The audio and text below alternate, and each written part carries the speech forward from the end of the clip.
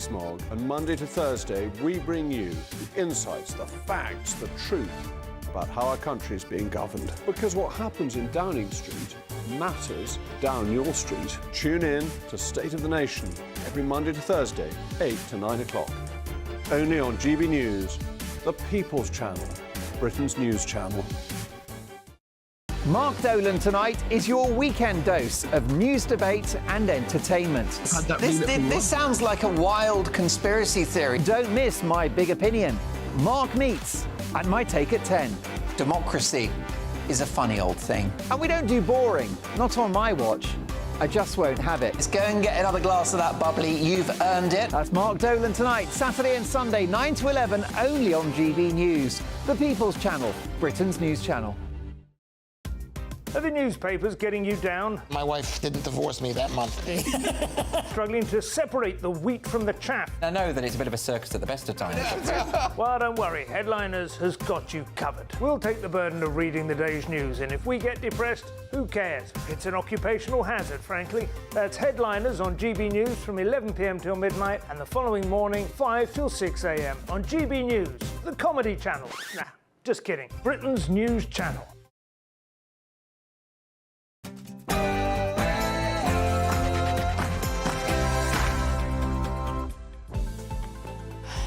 Good afternoon, it's 12 o'clock on Saturday, the 3rd of August. This is The Weekend on GB News, and I hope you're having a wonderful weekend out there.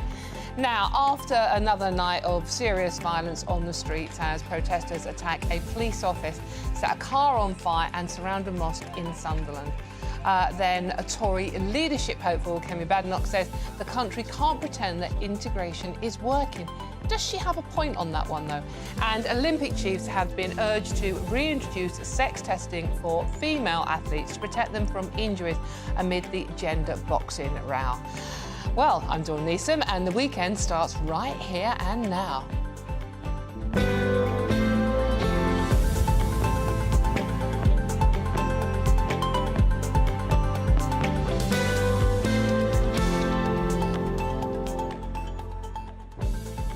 Contrary to what I like to think, this show isn't all about me, it's actually about you and your views. So let me know your thoughts on all the stories we're discussing today. Really easy by visiting gbnews.com/yoursay and join the conversation. I will be reading as many out as I possibly can. Now, keeping me company today, I've got a wonderful, wonderful panel for you. Political consultant Emma Burnell and writer and journalist Emma Wolf. I'm kind of in an Emma sandwich, if you like, or EDE, which sounds like a drug, but I'm not going there. But before we get stuck into today's story, it's the highlight of my working week, is those news headlines with Ray Addison.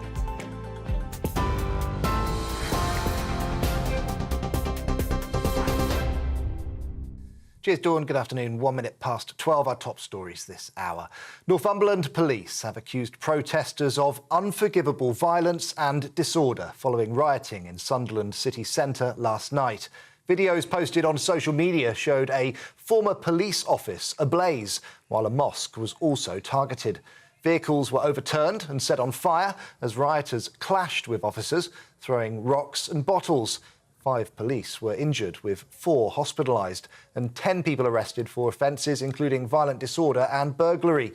Chief Superintendent Mark Hall issued this warning to rioters.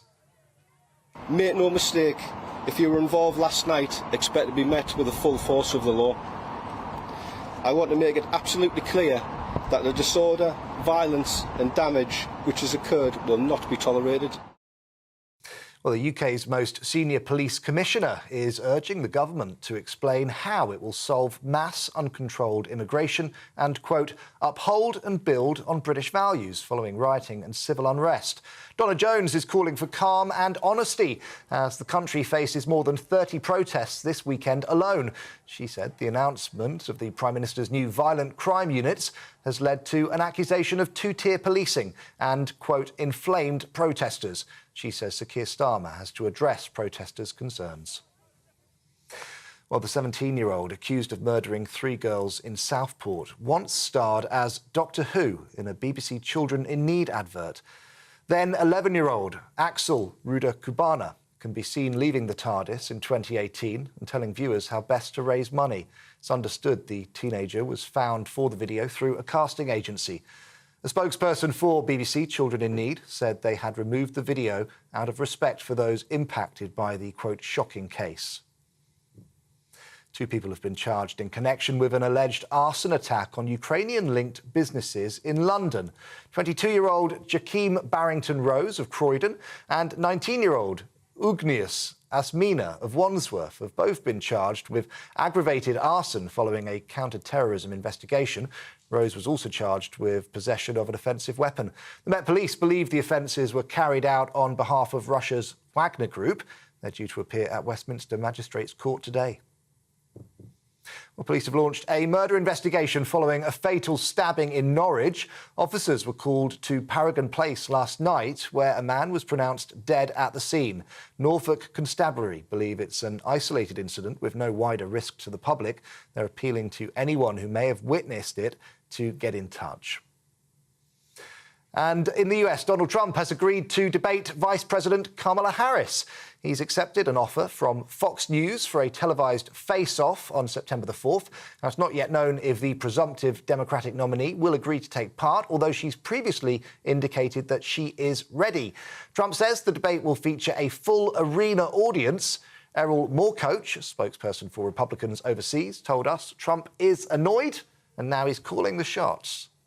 He agreed to do 2 debates with President Biden, but unfortunately, President Biden didn't have the ability to go the full length of the distance. And Donald Trump feels a little bit cheated that he spent all of this money in campaigning against somebody who is obviously a zombie candidate. In addition to that, he's got a current litigation with George Stephanopoulos and ABC. And so he no longer feels that since the terms have changed that he should have to do the debate there. And it looks like, as of this morning, per his own messages on Truth Social, that there will be a debate. It will be in Pennsylvania, and it will be 2 days before early voting starts. OK, those are the latest GB News headlines for now. I'm Ray Addison. More in half an hour. For the very latest GB News direct to your smartphone, sign up to News Alerts by scanning the QR code or go to gbnews.com/alerts.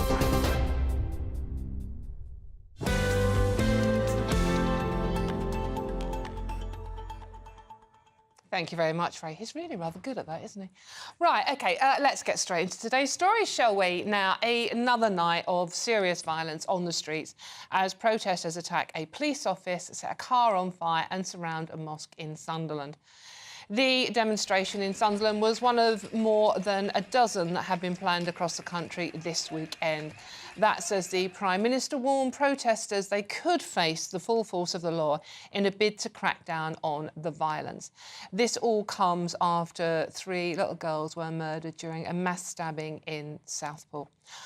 Joining me now is GB News reporter Adam Cherry. Adam, are you there, my lovely? Yes, you are. Adam, thank you very much for joining us this afternoon.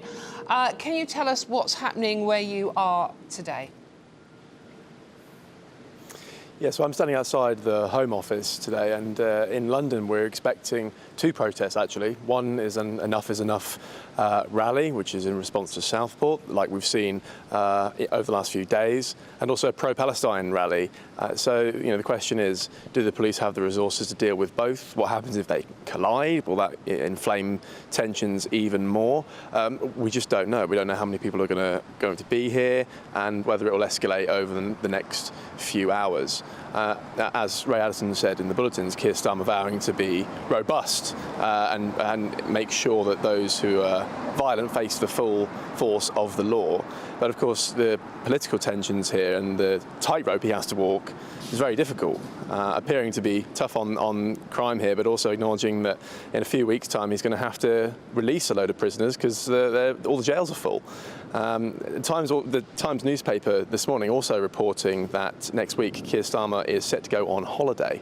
Now, obviously, if these riots continue and things get worse, then you would expect that he'll have to postpone those plans.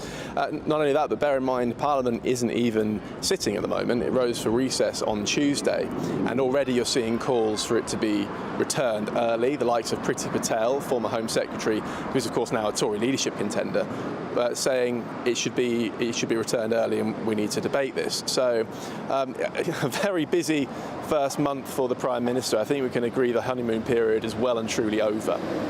Indeed. Adam, do we know what time the march is due to start today? Are they due to start at roughly the same time, or the demonstrations are roughly the same time in roughly the same area in London? Well, the Enough is Enough rally, I believe, starts at midday and then will end at Downing Street a few hours later. Again, it depends. The pro-Palestine rally, I'm not entirely sure of its route, but it does begin at a similar time, perhaps 1 o'clock, 2 o'clock. Again, the details are scant on the ground here, but we do expect some level of agitation. Indeed, Adam Cherry, they're reporting for us from outside the Home Office in London about the two separate rallies happening today. We just hope that everything passes off peacefully and sensibly, and it's a demonstration making a point, not causing more violence. OK, now let's see what my panel make of this. I've got double Emma treat for you today, Emma Wolf and Emma Burnell. I feel like I'm sort of like the D in the middle, which is not a bad place to be honest with you. Obviously, ladies, we saw horrific scenes last night in Sunderland. There are warnings that, you know, there are more demonstrations planned for today. What do we make of what we've seen so far and what police fear might be expected to happen this weekend? Emma, I'm going to come to you first on this one. Emma, I'm coming to you first on this one. Dawn. Emma Wolf, I'm coming to you first on this one. I've got to keep saying that now, haven't I? Emma? Yeah, as you say, that those two rallies planned in central London, but also up to 30 other planned rallies across the UK this weekend. So Blackburn, Leeds, Manchester, Preston, Blackpool, Liverpool, Nottingham, many other places. There are lists circulating on social media. We are braced for more riots. And the fact is, Dawn, when you have police stations being set on fire, when you have shops being looted, when you have burglaries, when you have random violence like this, it doesn't matter what the protesters are protesting against. It doesn't matter what side you're on, what we label them. This is lawlessness. This is violence and thuggery, and it has to stop. The events in Southport, those murders of those little girls were so shocking and so appalling for those families and for everyone involved.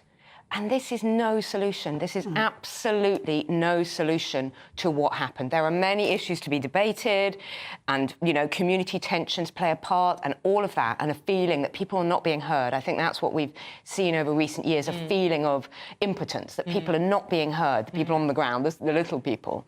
But this is no answer to the murders of 3 little girls. Emma Burnell, I mean, the irony, if that's the right word, it's not even linked. I mean, what happened to those poor children and their families is not linked to what some of the protesters seem to think it is linked to. There's a lot of misinformation, much of it put out by a Russian bot channel, if you were, that have inflamed this situation. I mean, what can we do about this? How can we stop this? Absolutely. I mean, I want to echo other Emma's sentiments completely. There is a strong tradition in this country of legitimate protest, be that on the left or on the right, which we should all be proud of. This is not that. This is thuggery. And it's, I met someone many, many years ago who was a football hooligan. They couldn't care less about football. They were a hooligan. And this is the same. They're just glomming on to whichever excuse for their disgusting, violent behaviour. And it is, as you say, being fired up by misinformation being spread in social media. Now, I am an advocate of free speech, but whenever we talk about free speech, we go back to the 18th century phrase when we first started discussing these concepts sort of within modern democracies of you can't shout fire in a theatre. That's not free speech. The 21st century equivalent is spreading misinformation on social media. That is shouting fire in a theatre. It is not a free speech issue It is a lying issue, it is an inflaming tensions issue, and it is trying to gin up as much violence and disorder as possible in order to completely delegitimise any of the democratic debates that we should and could be having around any of these issues, whether they be about the war in Gaza or whether they be about community tensions and immigration in the UK. Emma Wolf, coming back to you on this one, I mean, yeah, this has been stirred up by social media, but some of the rhetoric we are hearing from politicians also is not being helpful. I mean, Keir Starmer the other day saying, you know, these are thugs, this will not be tolerated. But why didn't he come out and say something after the problem we saw in Leeds, for example, when similar rioting in the streets, police cars being torched, buildings being torched, etc., etc. There was no comments then. He seemed to be very slow off the mark, actually, and now he's sort of almost jumped into, you know, jumped into action and has been to Southport, I think, twice during the week because the outrage was so, you know, overwhelming. I think it's a dangerous time. I think that, you know, a lot of people feel that the UK is, well, the world, but also the UK is sort of on the brink of something really, I mean, this is pretty bad, but on the brink of something really explosive. I think the summer evenings don't help. That sounds silly, but I think there's a lot of people just out roaming around. I think there's a lot of people not working, not feeling that they belong or that they are valued. I think there's social stuff as well as the kind of environmental stuff. And the government, you know, we've got a new government. They've been in power, what, I guess... less than a month. Nearly a month tomorrow. Yeah. And whatever you think of the new Labour government, and the Emmas will probably disagree on that, it doesn't feel that Keir Starmer has control of this situation at all. In fact, his speech in Southport, was it yesterday or the day before, I think didn't help, you know, really labelling people, because I think that further stokes the fire and stokes anger. It's the phraseology, isn't it, Emma Burnell? You know, the phrase right wing. Now, there are a lot of people out there with genuine concerns who are not right wing. They're not the people writing on the streets, but they feel like they are being tarred with this brush now for having genuine concerns. Do you think maybe that's a legitimate concern? There are people on the extremes of the right wing and the extremes of the left wing who move beyond democratic debate and into thuggery. And that is true on both sides. And there are right-wing thugs, and that's what we're seeing being ginned up in Southport. And there are left-wing thugs, and we've seen that being ginned up over, you know, issues around Gaza and other things. So I think we need to separate the politics of the moment and the reaction to the behaviour of the moment. I think the response to violence against the police, violence against communities, should be the same no matter what banner people are marching under for that violence. And I think that the Home Office should be treating these things equally seriously. I don't think there's a problem with saying that. I would support Keir Starmer were he to say that.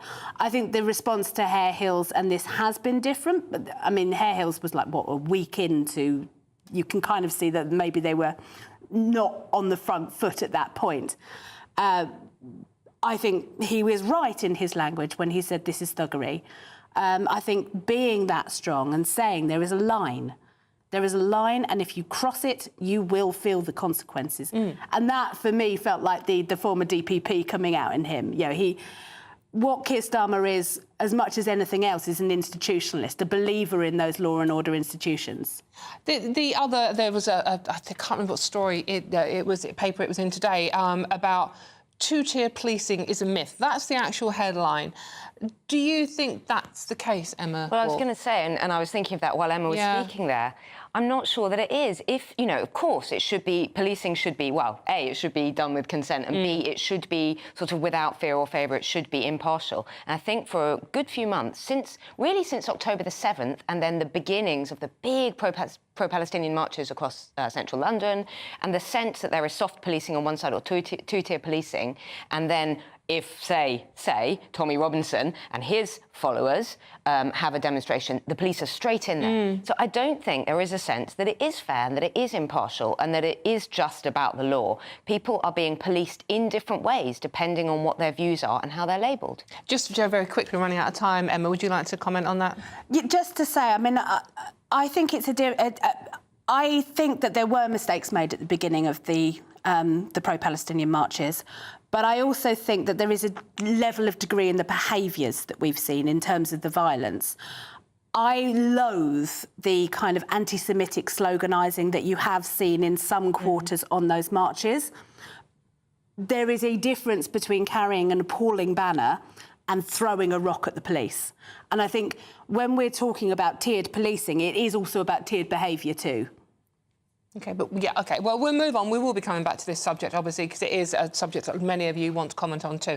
There is another protest and counter-protest later on today, actually in Liverpool. Joining me now is GB News reporter Anna Riley, who is there for us today. Anna, thank you for joining us. Can you bring us a bit up to speed on what's happening in Liverpool today? Good afternoon, Dawn. Well, yes, all quiet in Liverpool here at the moment, but what we do know is that around 30 miles away in Manchester, in Piccadilly Gardens, hundreds of protesters have turned out, and it seems that there's rival protest groups, Stand Up to Racism, put out on social media that they are opposing these other protest groups that have started up. So you've got two protests in effect happening, and that's what's expected later this afternoon here in Liverpool. We know that there's over 30 protests that's been identified across the UK this weekend, and we know that they haven't necessarily been centrally organised. A lot of this information as to where the protests are and at the times is all being advertised on social media, so certainly that can make it harder for the police to tackle, but they've certainly spread the message of the police. They've encouraged people to stay away from these protests, and they said those that are found breaking the law will face the full strength of the law. Anna, thank you very much. Anna Riley will be staying with us for the rest of the programme in Liverpool to bring us up to date on the marches and demonstrations that are happening in that particular city. Now, for all the best analysis and opinion on that story and many more, please do go to our website, which is gbnews.com. Now, do you want to hear about something nice? Well, here is how you can win £30,000 this very... Well, not this minute, we can. You can enter this very minute. It's very easy to do so. It's our latest Great British giveaway, and it's the biggest prize we're giving away so far this summer. And it could all be yours, and it's really simple. Here's exactly how you do it. Don't miss out on your chance to win a whopping £30,000 in tax-free cash to spend however you like. It's extra cash that could really make a difference to your coming year. You could find yourself on that holiday you've always wanted to take, buy that treat that always seemed out of reach, or just send some of those day-to-day financial stresses packing. £30,000 could be yours. For another chance to win £30,000 in tax-free cash, text CASH to 63232. Text costs £2 plus one standard network rate message. You can enter online at gbnews.com/win. Entries cost £2.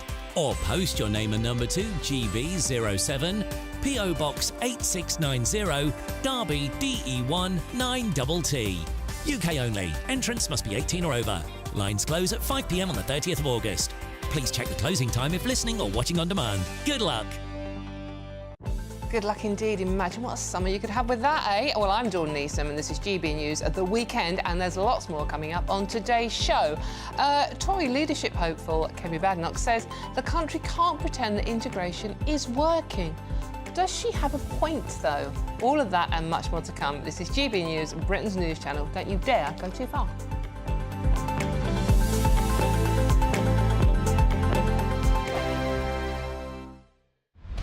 Britain's newsroom, weekday mornings from 9:30.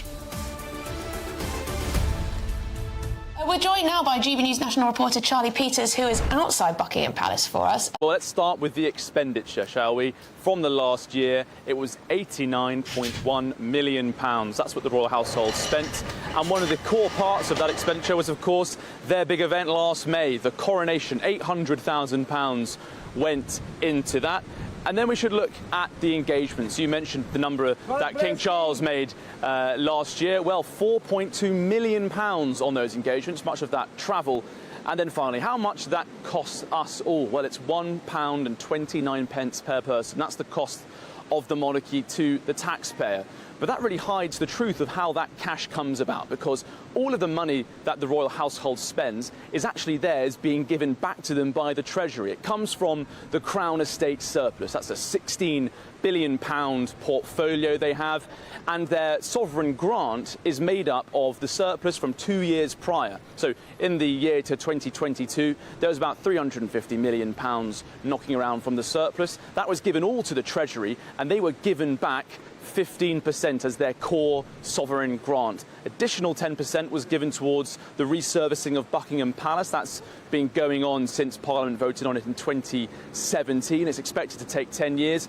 But all in all, that's been about £86.3 million. And as you heard, the expenditure was £89 million. So how do they mix that gap? How do they close that gap in and cost out? Well, they make their own money as well from additional sources of income. And that was the gates, the receipts to Windsor Castle and their many palaces across the country, where people have paid about £10 million to visit in the last year. GB News, the People's Channel.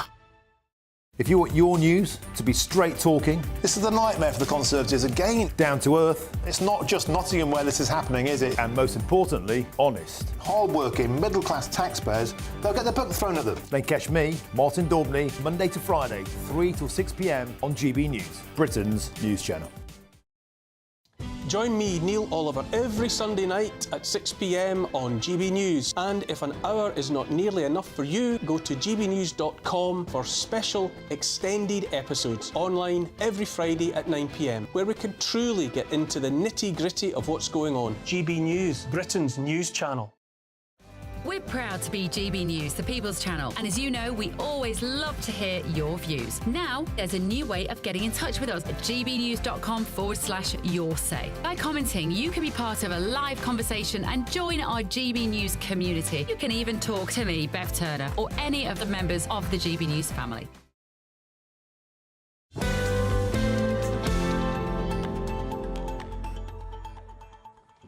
Welcome back to The Weekend with me, Dawn Neeson. Now, Tory leadership hopeful Kemi Badenoch says the country can't pretend that integration is working. The Shadow Minister says we just pretend that everything is fine and it's just a few bad apples, which sometimes is the case. But if you want to have a successful multiracial country, you need to make an effort to do that. Let's see what my panel make of that one, shall we? Now, this is the front page of The Telegraph. Today. I remembered what paper that was in, thankfully. And they have got this exclusive interview with Kemi Badenoch, who has obviously thrown her hat into the ring to be the Tory leadership candidate. Personally, I think what she says makes a fair bit of sense, basically saying that there are people out there who feel their voices are not being heard, Emma Burnell, and that they are worried about the way the country is going, and in particular about migration. What do you make about what Kemi's had to say? I mean, I think it's undeniable. There are people who definitely feel like that. Whether that means the integration itself is completely failing or not, I suspect that is often context-specific. What do you mean by that? So I think there are places where communities have become too insular, where we are not integration hasn't happened, frankly. And then I come back to where I live. I'm actually writing a play at the moment based on my Slimming World group. And it's actually dedicated to the woman I call my Slimming World mummy, whose birthday it was this week. Happy birthday, Gulnaz Mughal. Happy birthday. Wonderful Muslim matriarch and matriarch of our Slimming World group, and she's fabulous. And what I love about that group is that on our WhatsApps, we get iftar jokes, we get Christmas jokes, we get Easter egg jokes. They're all food-related, obviously. Obviously. And that is integration working. So I think that there are places, and East London's probably quite a good, successful sign of it, where it works very well. What we need to do is then look at other places where there is so much less actual integration. And integration, whether integration or not works, is probably a separate question from whether we are integrating. I, for example, sometimes get some pushback from certain quarters of the left because I say it's really, really important that people learn to speak English. One of the reasons I say that is, as a feminist, there's quite a lot of evidence that where that doesn't happen, women are more subject to oppression and domestic violence within their communities. So I have taken a stance saying, if you live in a country where English is the dominant language, in order to have all the freedoms that that country affords you, you need to be able to take those opportunities. One of the ways to do that is to make sure that you can speak that language. That, I don't believe, is a racist stance, but is sometimes seen as such by some people.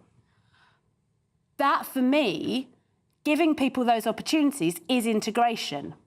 Are we doing that properly? Not all the time. And that's what I mean by it's context specific. I think what Kemi is implying here, that there is a life in the Westminster bubble isn't listening to what a lot of people are saying out there, and a lot of people are worried to articulate their views out there because they will be called racist. If they even say they're worried about migration, that is racist, you get shut down. I mean, what Kemi says here, a direct quote, is saying, you know, they don't want to upset the culture. These are the people that are, right, you know, the Westminster bubble. They don't want to upset the cultural establishment that wants to pretend there is nothing going on. Kemi Badenoch is saying there's been a culture of silence on the effects of immigration, and she's absolutely right. Dawn, we can pretend it's working. Yeah, we can pretend there's nothing wrong with the country, and then look at the riots around the country. There is something wrong. So we can either be honest and talk about it and not shut people down as xenophobic and racist, which is what people do with Trump supporters. It's what they do with Brexiteers, and look at the results. This is what we've seen over the past 5 to 10 years. The more you say to people, no, you can't say that, no, that's racist, the more tensions are inflamed. Like Emma, I live probably not that far away, and I see integration happening brilliantly where I live in London. My baby son, my son's nursery is full of children of every different race and colour and creed, and that's a wonderful thing. And it is working in many places. And I think the UK is a really welcoming, generous country. We've had multiculturalism here. Food, for example, cultural festivals, everything that we celebrate. We've had it here forever, for many, many decades. Yes, it works, but we are reaching a tipping point. We are reaching a time at which our public services are under so much pressure, at which I know older people who live in poorer areas, down on the south coast, they don't feel safe to leave their homes because their town centres, and I'm quoting directly from a very close friend, is full of young foreign men who have arrived, who are being put in hostels that used to be old people's homes.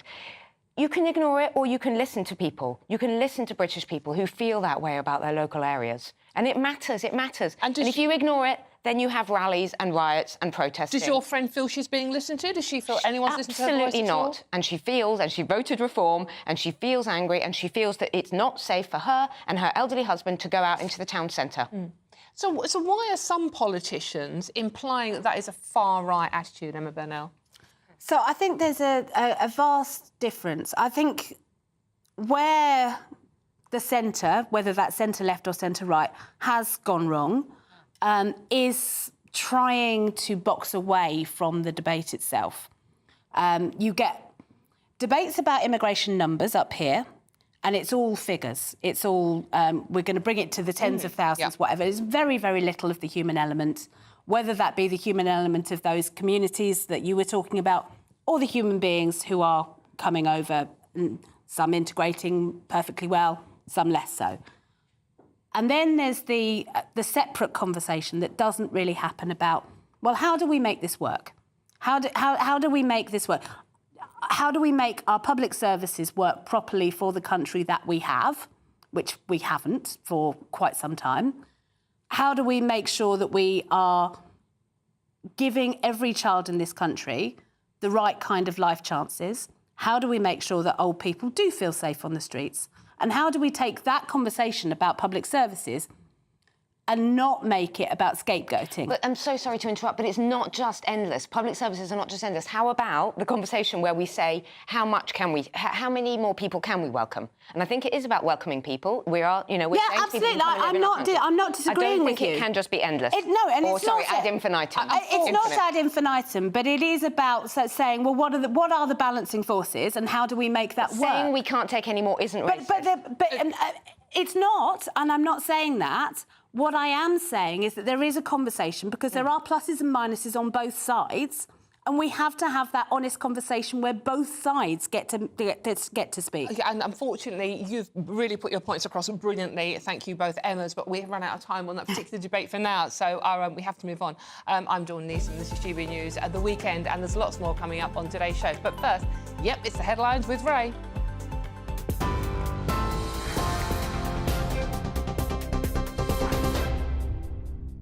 Thanks, Dawn. 12:33 exactly our top stories. Northumberland police have accused protesters of unforgivable violence and disorder following rioting in Sunderland city centre last night. Videos posted online showed a former police office ablaze, while a mosque was also targeted.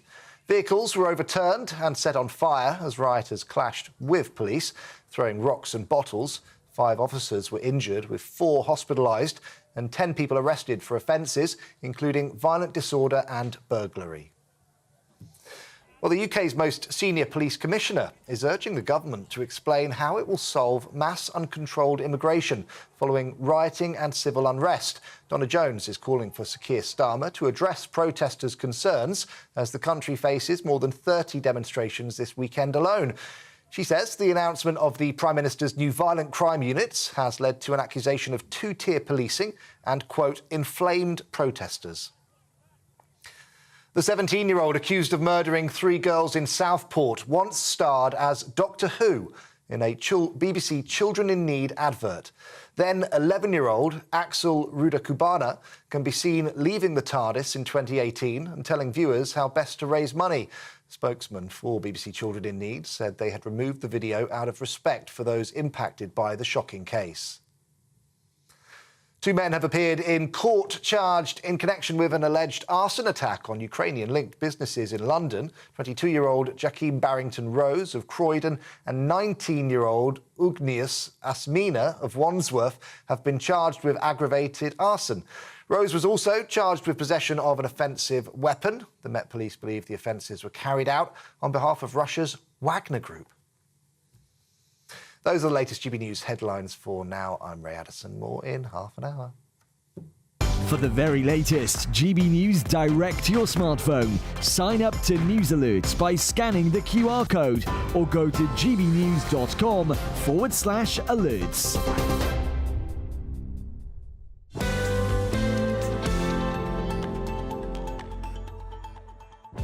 Thank you very much, Ray. I just want to read one comment out quickly. I'm going to get to more of your messages, so please do them. I'll tell you how to in a minute. This is from Paul. Good afternoon, Paul. Thank you for getting in touch. Paul says a multiracial country is doable. A multicultural country is not. Very interesting point. Let me know if you agree with that one. And this is how you do it. It's very simple. Any other stories we're discussing today as well, if you want to have a chat, basically, just visit gbnews.com/yoursay and join the conversation. OK, and you're really not going to want to miss this, are you?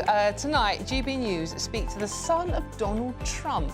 Eric Trump, just weeks after his father was almost assassinated.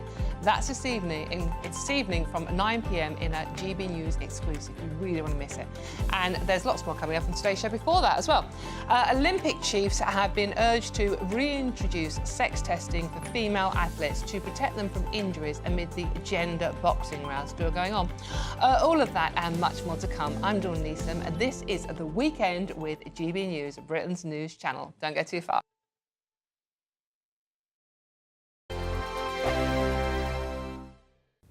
Hello there, welcome to your GB News weather for Saturday afternoon. It's generally brightening up over the course of the afternoon, some sunny spells, but the risk of showers too. And as we move through the second half of the weekend into the beginning of next week, a deep area of low pressure will bring outbreaks of heavy rain, strong winds to the northwest of the UK. But for the rest of Saturday, largely dry across England and Wales. There'll be some sunny spells. This weather front could give some patchy rain across eastern and southeastern parts of England through the afternoon, but most places dry. Showers across Northern Ireland and Scotland. Cooler than recent days, generally the high teens to low 20s, highs around 24 Celsius. towards southeast England. Through the evening time, further showers across parts of Scotland and Northern Ireland. So if we start here, we can see the showers quite frequent across central and northern parts, some of them on the heavy side at times. A little breezy around the coast, temperatures around 18 Celsius during the evening time. Further showers as well for Northern Ireland. But generally further south into England and Wales, it's a dry end to the day, plenty of sunny spells. Just 1 or 2 showers again towards far southeastern areas, but otherwise generally dry. And then overnight, we tend to stay dry across much of England and Wales. There'll be some clear spells, but some medium high-level cloud filtering in as the night progresses. This thick enough, though, by the early hours to give outbreaks of rain across parts of Northern Ireland and southwest Scotland. Temperatures generally staying in double figures, but lower double figures compared to recent nights, so a little bit more comfortable for sleeping. And Sunday, hazy sunny spells across parts of England and Wales, the cloud tending to thicken through the day, but it should largely stay dry here. Further outbreaks of rain, though, for Northern Ireland up into western parts of Scotland, particularly the Highlands, seeing some outbreaks of heavy rain, and temperatures once again high teens to low 20s, highs around 23 in the southeast. Welcome to State of the Nation, daily plunge into the stories shaping our country. I'm Jacob Rees-Mogg, and Monday to Thursday we bring you the insights, the facts, the truth about how our country is being governed. Because what happens in Downing Street matters down your street. Tune in to State of the Nation every Monday to Thursday, 8 to 9 o'clock. Only on GB News, the People's Channel, Britain's news channel. I'm Michael Portillo. This is GB News, the People's Channel, Britain's news channel. I'm Tom Harwood. This is GB News, Britain's news channel.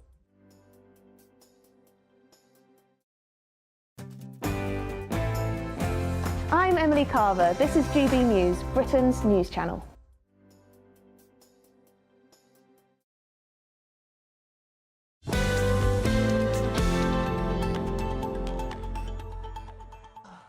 Hello, welcome back. I've got a nice cup of tea in front of you now, or possibly a beer, because it is the weekend, and that's what the show's called now. It's great, isn't it? We spent hours coming up with that.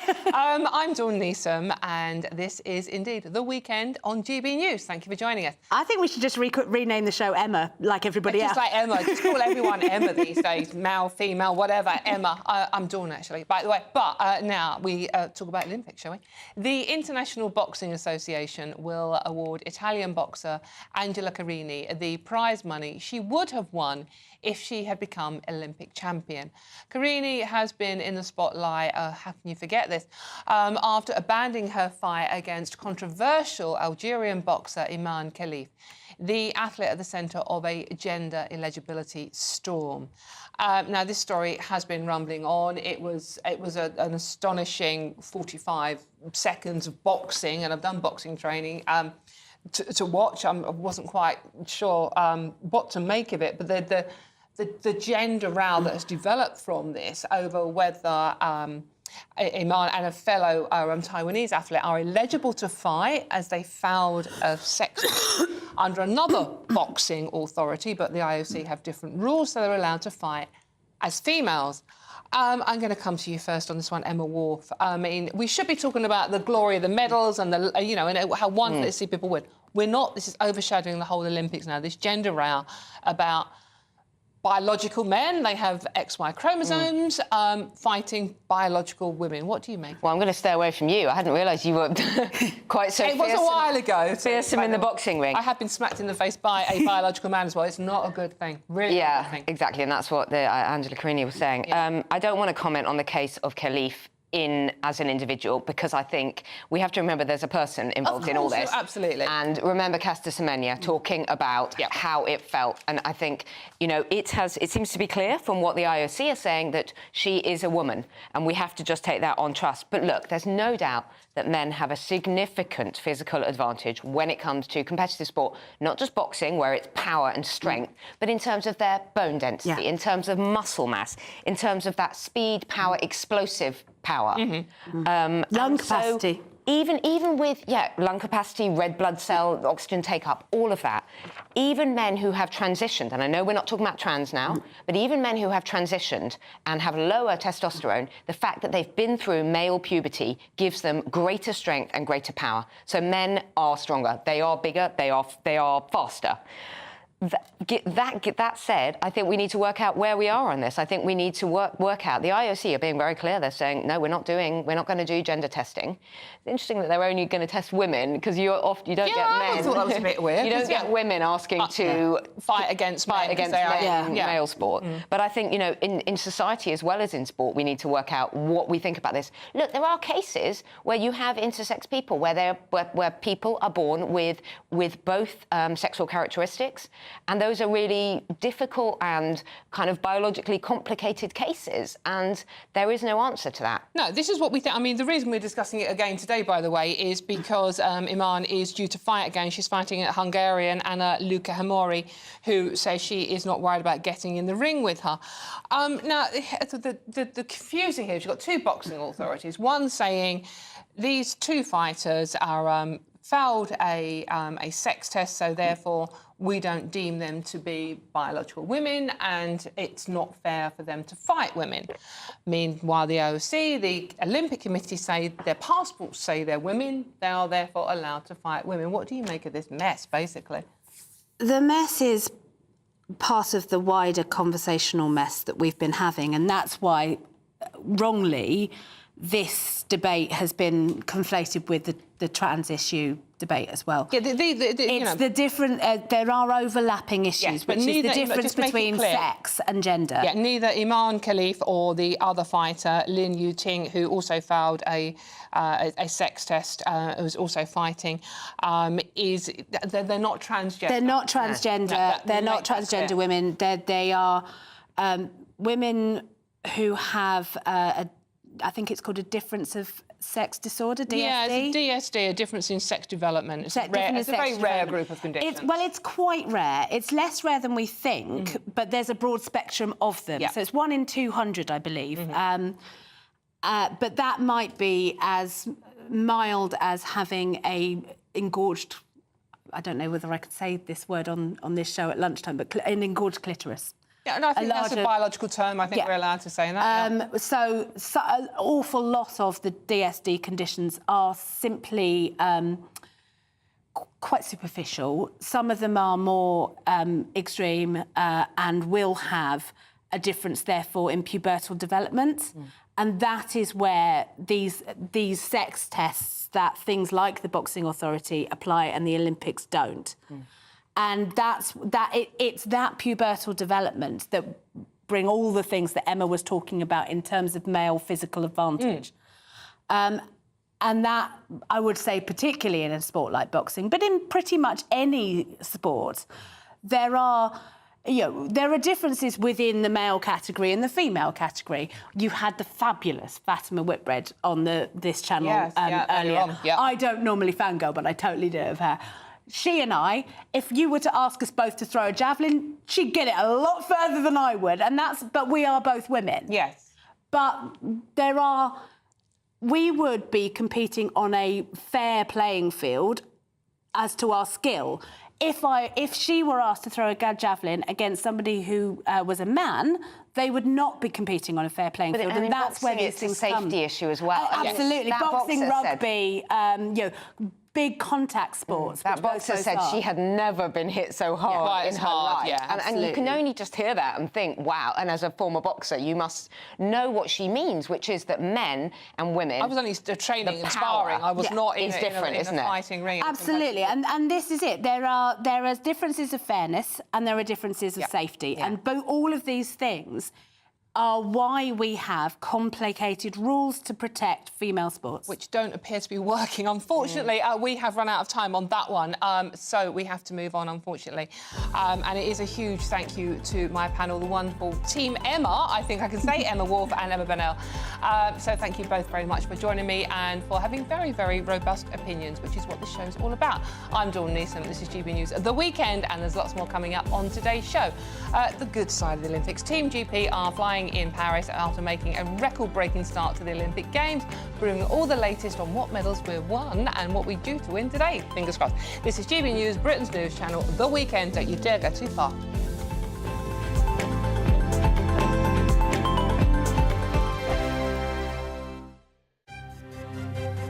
GB News Breakfast, every day from 6 a.m. A new report suggests that Prince Harry is lonely in California and he's considering returning to Britain despite a seismic falling out with his father and his brother. But the question we're asking this morning is whether Meghan would come with her Prince Charming or whether Harry would perhaps be more welcome here if he came solo. Like Kinsey, we'll go to Kinsey Schofield live now in LA. Kinsey, we've got lots of time to talk about this and speculate this. We've got about 6 minutes or so to talk. But what's behind all of this? Where are these thoughts coming from? They're coming from royal author Hugo Vickers, and I don't know if you're familiar with Mr. Vickers, but he's written over 30 books about the British royal family. And he told The Sun that Prince Harry will ultimately return to the UK with his tail between his legs. He described the Duke of Sussex as angry and says Harry is genuinely petrified of losing his wife, Meghan Markle. When asked his predictions for where Harry and Meghan will be in the next 20 years, Vickers told The Sun, I think he'll come home, explaining, I think Harry will come home, and if he comes home, we must be very nice to him because he won't particularly want to. He's quite angry, suggesting that he would be coming home solo. Vickers also said that Prince Harry looks slightly petrified of Meghan Markle and that King Charles has left the door wide open for Harry's return if and when he does decide to come back. I can only imagine the culture shock that Prince Harry has faced arriving there. This is a kid that has grown up in castles. GB News, the People's Channel. Hi there, I'm Michelle Dewberry, and I'm going to take a second to tell you all about my show, Dubes & Co. We start off with the issues of the day. We then bring in both sides of the arguments. We get rid of the disrespect. And then you throw me into the mix. And trust me, I'll tell it exactly how it is. And then, of course, the magic ingredient, you at home. We mix it all together, and what have we got? In my opinion, the best debate show in town. Monday to Friday, 6 till 7 on GB News, Britain's news channel.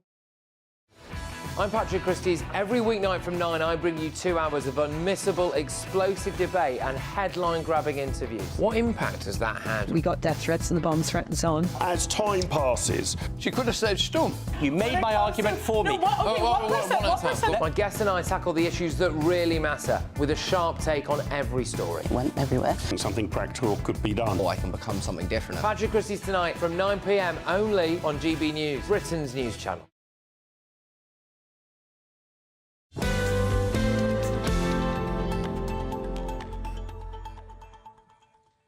Hello and welcome back to The Weekend with me, Dawn Neeson. Now, Team GB are flying in Paris after making a record-breaking start to the Olympic Games. Entering day 8, the Brits have brought home 10 gold medals, the most they have ever achieved inside the first week. Can it only get better, though? Well, they've already got off to a cracking start today. Joining me now in the studio is a sports broadcaster, well, sports supremo, I think, is a fitting description, and journalist Aidan McGee, who has promised me he was going to wear colour, and he's actually wearing... It's very nearly, it's green. I think we complement each other perfectly. It should be wearing gold, though, actually, because we're doing pretty well, aren't we? We are indeed, and I feel like jumping through hoops myself, actually, Dawn, because just in the last couple of hours we've had some more success on the water. In the men's 8, we won gold, we beat the Netherlands, and interesting because a guy called Tom Ford, who's one of the competitors, his sister Emily Ford was part of the women's 8 as well, who won bronze just shortly after. So that's that means proud it's mum and dad somewhere. Oh, without doubt, And so that's a record haul for an overseas games on the water, and it's the best since 2012. Disappointment though, just in the last hour or so again with Jeremiah Azu on the track, 100-metre heats. Team GB athlete. He's been disqualified because of a false start. Now, he appealed it because he said that the javelin was going on the field, and he couldn't hear the trigger. But nonetheless, he's That's always confused me when you've got the track events, but you've got the sort of like the throwing and the jumping stuff going on in the middle of the track at the same time. It's like I know exactly. It seems like an odd spectacle because it's kind of you wouldn't have that. I can't think of any other arena where you'd have multiple things going on. Really, I mean, if you've got a seat in the crowd, you want to be able to see. I suppose you can see everything, but if you're looking at the heats of 100 metres, it's over in 9 seconds. So you want to be able to take it in properly, don't you? Even if it's only for a short period of time. But more success yesterday. I want to start with again the rowing in the women's lightweight sculls. Imogen Grant and Emily Craig both won gold. What was interesting about Imogen Grant is that she starts work as a foundation doctor at a hospital in Slough next week. So this time next week she'll be moaning about the NHS, won't she, rather than celebrating her championship. But also, by winning that, the pair of them winning that, it's a championship for life, it's a medal for life because they're declassifying that particular discipline. So you can't be beaten. No, you can't. Well, unless they bring it has been known before that they've downgraded them for a couple of games and then brought them back. So that was well done to her. And you mentioned as well, just off screen, Bryony Page and the gold in the trampolining. I love this. Did you see that out there? Oh my God, her reaction was just like brilliant. Well, she thought she'd won, and then she celebrated too early. Yeah. But actually, she was spared the embarrassment when she came good eventually. But she wants to be in Cirque du Soleil, and she also did it with a little twinge in her neck as well. And I can't imagine that's a very pleasant place to be when you know you've got that niggling injury at the back that could aggravate you at any time, and yet she pulled through and got the job done. So very well done to her. Congratulations. And in the swimming pool as well, we should say Duncan Scott became the most decorated Scottish Olympian in the 200-metre medley, winning silver. Now, the guy he was pipped by, Leon Marchand, watched by Emmanuel Macron in the crowd, no doubt sensing a photo opportunity. He is the first swimmer to win 4 golds at one game since Michael Phelps, and he's going to become one of the legends. He's 22 years old. He's probably got 4 more Olympics in him. I'm loving the swimming. Aidan, thank you very much. We're running out of time, unfortunately. This is GB News. I'm Dawn Neeson. But what is the weather doing this weekend, if you're going swimming and aiming for a medal or not? Here's the weather. A brighter outlook with Box Solar, sponsors of weather on GB News. Hello there, welcome to your latest GB News weather forecast from the Met Office. It starts to turn more unsettled over the next few days, particularly across the northwest of the UK, with some heavy rain in the forecast, particularly by Monday. But for now, we do have weather fronts across the English Channel, giving some outbreaks of rain here. England and Wales generally dry with some sunny spells, early rain clearing, but a scattering of showers for Northern Ireland and Scotland as we end the day. But generally overnight it turns drier for a time, but then thicker cloud will bring patchy rain in across Northern Ireland, western parts of Scotland. Generally stays dry across England and Wales. For everyone, temperatures staying in double figures, but lower than recent nights, so a little more comfortable for sleeping. So a mixed start to Sunday, a lot of cloud across the UK. If we take a look at Scotland first thing in the morning, you can see outbreaks of rain across western areas, a bit brighter across parts of Aberdeenshire, some sunny spells here. The rain extending into parts of Northern Ireland, western parts of Northern England too, but generally light and patchy. Some bright skies down the east coast of England, and then some hazy sunny spells across parts of England and Wales. But the cloud thick enough even across parts of Wales over the high ground for 1 or 2 splashes of rain. As we move through the day, we'll continue to see outbreaks of rain pushing into Northern Ireland, northwestern parts of Scotland. Some heavier bursts possible at times, a few showers developing across the rest of Scotland into northern England, perhaps Wales later as well. The best of any brightness holding on across east and southeast England. Here temperatures rising to around 23 or 24 Celsius. For most, nearer to average, though feeling cooler than recent days, highs around 18 degrees. As we go into the evening time, some heavier rain developing across parts of Northern Ireland into western parts of Scotland, which will continue through into Monday as well. Met Office warning in force here for that heavy rain, followed by showers as we head into Tuesday and Wednesday. Temperatures starting to come down too. Looks like things are heating up. Boxed boilers, sponsors of weather on GB News. Thank you very much, Greg. I'm Dawn Neeson. This is GB News The Weekend, and there's loads more coming up on today's show, so don't dare go anywhere. But first, no, we're not doing that. Thanks very much, Greg. Sorry. There's loads more coming up on today's show. Another night of serious violence on the street. There's lots more coming out. This is GB News, Britain's news channel. Don't you dare go too far. Don't miss out on your chance to win a whopping £30,000 in tax-free cash to spend however you like. It's extra cash that could really make a difference to your coming year. You could find yourself on that holiday you've always wanted to take, buy that treat that always seemed out of reach, or just send some of those day-to-day financial stresses packing. £30,000 could be yours. For another chance to win £30,000 in tax-free cash, text CASH to 63232. Text costs £2 plus one standard network rate message. You can enter online at gbnews.com/win. Entries cost £2. Or post your name and number to GB07, PO Box 8690, Derby DE1 9TT. UK only. Entrants must be 18 or over. Lines close at 5 p.m. on the 30th of August. Please check the closing time if listening or watching on demand. Good luck. This is GB News, Britain's news channel. One local cricket team was made up entirely of one family, the Jollands. The Newmarket midweek seconds played Thurlow and Old Mill Greenian seconds, captained by, here we go, James Jolland. He played alongside family members Henry, Freddie, George, Jack, Archie, Ryan, Brandon and Daniel. Even if slightly controversial, one of the umpires was a Jolland to Stephen the umpire. Yes, well, the Jolland family mostly live in Wickenbrook in Suffolk and have played for 4 years for Dullingham Village team before it merged with Newmarket. So that's the entire backstory. We're delighted to be joined now by Captain James Jolland and teammate and brother Nick Jolland. Really good to see you both this morning. This is incredible. How did you get the entire family involved in cricket? Well, we started the club about 3 years ago, and there's more friends and family. But then it had this opportunity of this week to get everyone involved because everyone was back and they all played cricket, various levels, and the youngest being 12, George. And we're all available, so we thought 1 week we'd do the whole team. You booted the friends out for 1 week only? Yeah, they were very good about it. They come and watched. They supported us. How did the other team feel about having an umpire with related ties? Well, the captain of the Thurlow is one of our friends. We do know him, so he was fine with it, and there was no controversial decisions at all. I think it's a fantastic strategy. No, yeah. You could plant somebody. That's the way in a position of authority. It's a great idea. Oh, look, here's the scorecard we can see on the screen with all of your names on there. Some fantastic English names on there. How does it get between the family members? Is it very, very competitive between you all?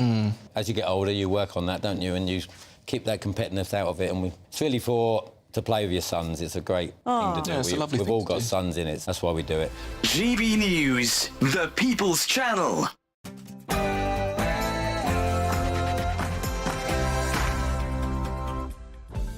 Oh dear, right, good afternoon. It's 1 o'clock on Saturday, the 3rd of August. This is the weekend on GB News. Now, unfortunately, another night of serious violence on the streets as protesters attack a police force, set a car on fire and surround a mosque in Sunderland. Then Tory leadership hopeful Kemi Badenoch says that the country can't pretend that integration is working. Does she have a point, though? And Olympic chiefs have been urged to reintroduce sex testing for female athletes to protect them from injuries amid the gender boxing rout. It's going on still. I'm Dawn Neeson, and this is indeed The Weekend on GB News.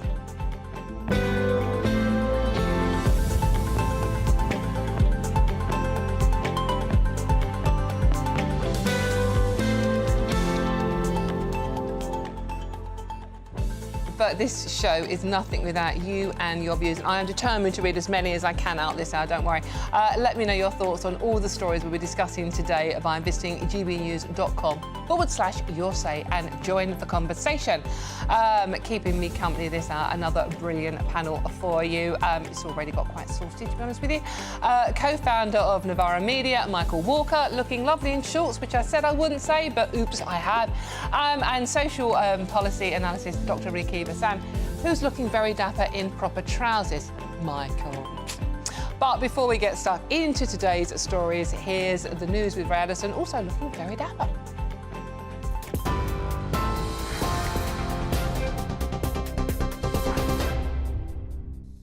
Thanks, Dawn. Good afternoon. 1 minute past one, our top stories this hour. Northumberland police have accused protesters of unforgivable violence and disorder following rioting in Sunderland city centre last night. Videos posted online showed a former police office ablaze, while a mosque was also targeted. Vehicles were overturned and set on fire as rioters clashed with officers, throwing rocks and bottles.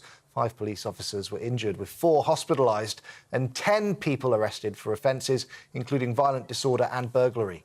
Chief Superintendent Mark Hall issued this warning to rioters. Make no mistake, if you were involved last night, expect to be met with the full force of the law. I want to make it absolutely clear that the disorder, violence and damage which has occurred will not be tolerated. The UK's most senior police and crime commissioner is urging the government to explain how it will solve mass uncontrolled immigration following rioting and civil unrest. Donna Jones is calling for Sir Keir Starmer to address protesters' concerns as the country faces more than 30 demonstrations this weekend alone. She said the announcement of the Prime Minister's new violent crime units has led to an accusation of two-tier policing and, quote, inflamed protesters. The 17-year-old accused of murdering 3 girls in Southport once starred as Doctor Who in a BBC Children in Need advert. Then 11-year-old Axel Rudakubana can be seen leaving the TARDIS back in 2018 and telling viewers how best to raise money. It's understood the teenager was found for the video through a casting agency. A spokesperson for BBC Children in Need said they had removed the video out of respect for those impacted by the shocking case. 2 people have been charged in connection with an alleged arson attack on Ukrainian-linked businesses in London. 22-year-old Jakim Barrington-Rose of Croydon and 19-year-old Ugnias Asmina of Wandsworth have both been charged with aggravated arson following counter-terrorism investigations. Rose was also charged with possession of an offensive weapon. The Met believes the offences were carried out on behalf of Russia's Wagner Group. They're due to appear at Westminster Magistrates Court today. Police have launched a murder investigation following a fatal stabbing in Norwich. Officers were called to Paragon Place last night, where a man was pronounced dead at the scene. Norfolk Constabulary believe it's an isolated incident. They say there's no wider risk to the public, but they're appealing to anyone who may have witnessed the incident to get in touch. Donald Trump has agreed to debate Vice President Kamala Harris. He's accepted an offer from Fox News for a televised face-off on September the 4th. It's not yet known if the presumptive Democratic nominee will agree to take part, although she's previously indicated that she is ready. Trump says the debate will feature a full arena audience. Errol Moorcoach, spokesman for Republicans overseas, told us Trump's annoyed and he's calling the shots. He agreed to do 2 debates with President Biden, but unfortunately, President Biden didn't have the ability to go the full length of the distance. And Donald Trump feels a little bit cheated that he spent all of this money in campaigning against somebody who is obviously a zombie candidate. In addition to that, he's got a current litigation with George Stephanopoulos and ABC. And so he no longer feels that since the terms have changed that he should have to do the debate there. And it looks like, as of this morning, per his own messages on Truth Social, that there will be a debate. It will be in Pennsylvania, and it will be 2 days before early voting starts.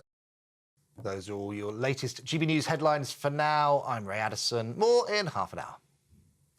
For the very latest GB News direct to your smartphone, sign up to News Alerts by scanning the QR code or go to gbnews.com/alerts.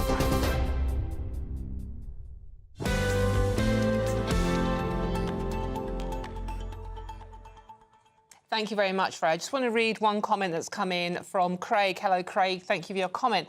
Echoing what a lot of you are saying out there, you say, Craig, multiculturalism isn't great if the people coming into the country accept British values. Multiculturalism is great if the people coming into the country accept British values. The problem is they don't. And Craig, you are certainly echoing a lot of the sentiments coming in on our messages. So, right, let's get straight into today's story, shall we? Another night of serious violence on the streets as protesters attack a police officer, set a car on fire and surround a mosque in Sunderland. The demonstration demonstration in Sunderland was one of more than a dozen that have been planned across the country this weekend. That's as the Prime Minister warned protesters they would face the full force of the law in a bid to crack down on the violence. This all comes after, we know the story now, don't we, after the horrific murder of the 3 girls during a mass stabbing in Southport. Joining me now is GB News reporter Doogie Beattie. Doogie, can you tell us where you are and what's happening? Well, I'm in Belfast city centre, where earlier on in the week there was an anti-immigration rally organised, and then what happened was a pro-immigration rally was organised at the same time in the same place.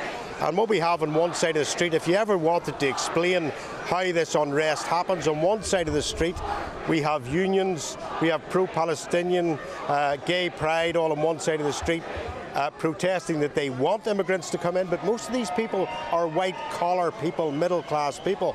And on the other side of the street, we have working-class people who are anti-immigration, because, of course, it's the working-class areas that have took the majority of these immigrants into their areas, and they are feeling the effects of this first. But when I arrived here, it was only one side of the demonstration. Then, of course, the other side arrived. And then the first side, which the middle-class people, which I was astounded by, started chanting "Nazi scum, get off our streets." At which point, this side, which I must say has people from Dublin in amongst it, the Kulak disturbances, etc. And the amazing point is, for the first time in my life, I have seen a Union Jack flying alongside a tricolour to say these people of Ireland don't want in. And if you look at how the community split by the police, we have a line of Land Rovers straight down the street. These Land Rovers are riot Land Rovers. The PSNI, the Police Service of Northern Ireland, is extremely well rehearsed in dealing with riot situations. The underneath of these, you've seen the other night in Southport that the police wagon was set on fire. That really doesn't happen here. These are made of Kevlar, and underneath of them have huge cages that stops objects going underneath them and clears the way during a riot situation. Those snatch squads in the police acted earlier on. One arrest has already been made, and at this minute in time, the police are trying to split both these protesters on both sides and send them off in different directions. But I can't say stuff on one side is getting extremely touchy. Doogie, thank you very much. That's Doogie Beattie there, live in Belfast for us, where there already appears to be certainly some aggravation at that particular demonstration, or 2 demonstrations going on there. Let's just hope that it does stay relatively peaceful and no one gets hurt. Joining me now is GB News reporter Adam Cherry, who is in London for us. Adam, can you tell us what's going on where you are today? Yeah, so a slightly different protest, actually. Palestine Solidarity Campaign, they kicked off in the last hour, and the Metropolitan Police have given them strict guidelines on where they can march, and they will finish at Downing Street later on this afternoon. They have to be dispersed by about 4:30. They began on Park Lane. And there's also another protest at the same time, or roughly speaking, that began at roughly the same time, which is Enough rally. And they have been told to stay within a certain radius of Piccadilly Circus. Now, obviously, the question is, do both groups respect those Section 12 and Section 14 orders? Do things escalate? Obviously, these things have gotten out of hand in the past. Keir Starmer vowing to be robust on protests in the last week or so. But the question is, what happens if these things get out of control? Do the police have enough resources? If they need to make arrests, how do they manage that when in a couple of weeks' time we may have to see prisoners released early from prison because they're overcrowded? So politically very delicate.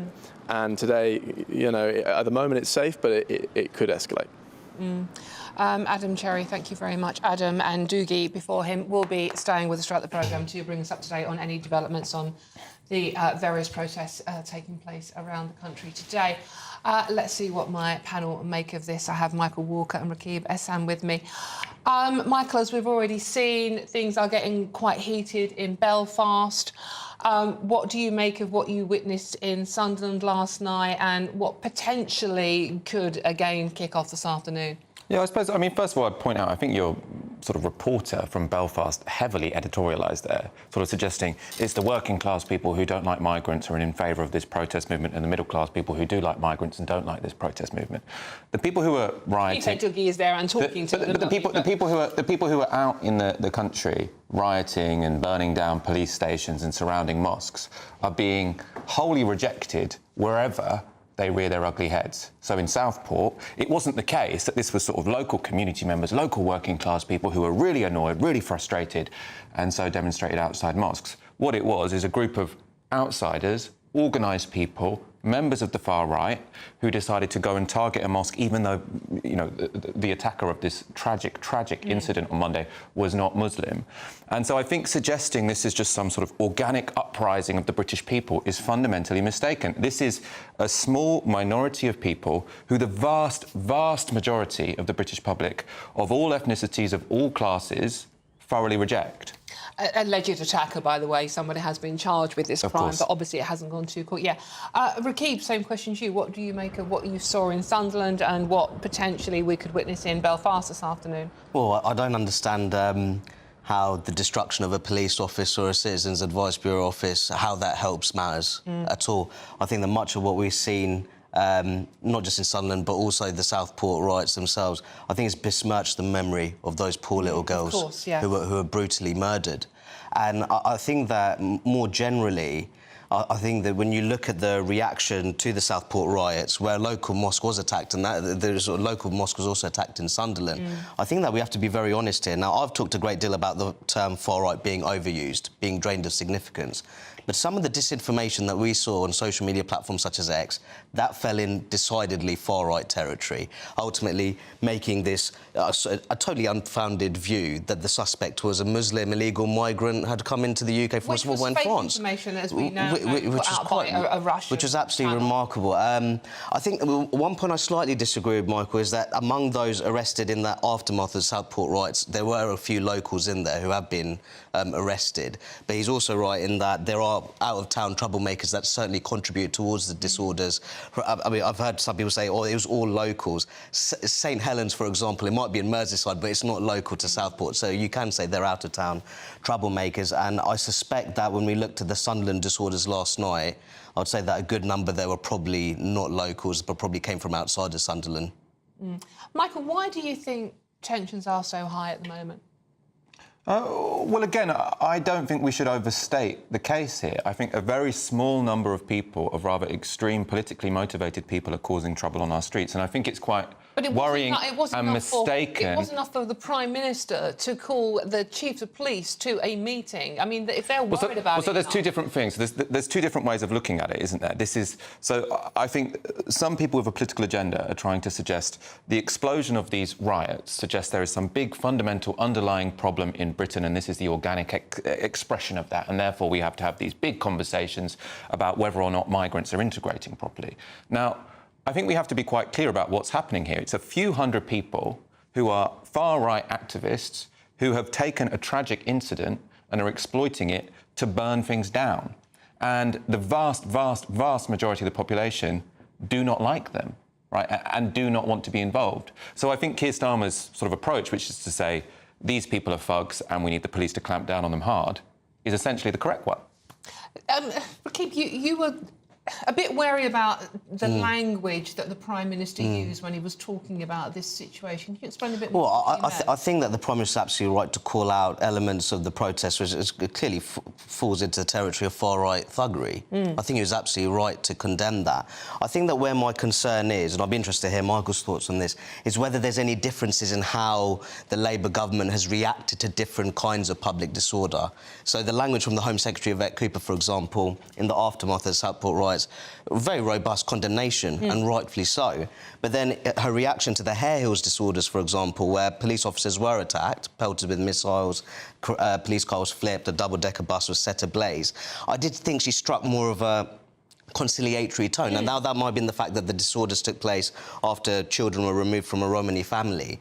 But I think that what I would say is that the government has to be very careful in terms of how it reacts to different kinds of disorders, so it doesn't leave itself open to accusations of two-tier governance. What do you make of that, Michael? Well, I mean, I don't have the words that Yvette Cooper used after the Hare Hills riots in front of me, but as far as I understand, the government were pretty tough, that the people who engaged in this should be arrested and should face the full force of the law. Now, obviously, there wasn't a sort of press conference at Downing Street as there has been this week with Keir Starmer.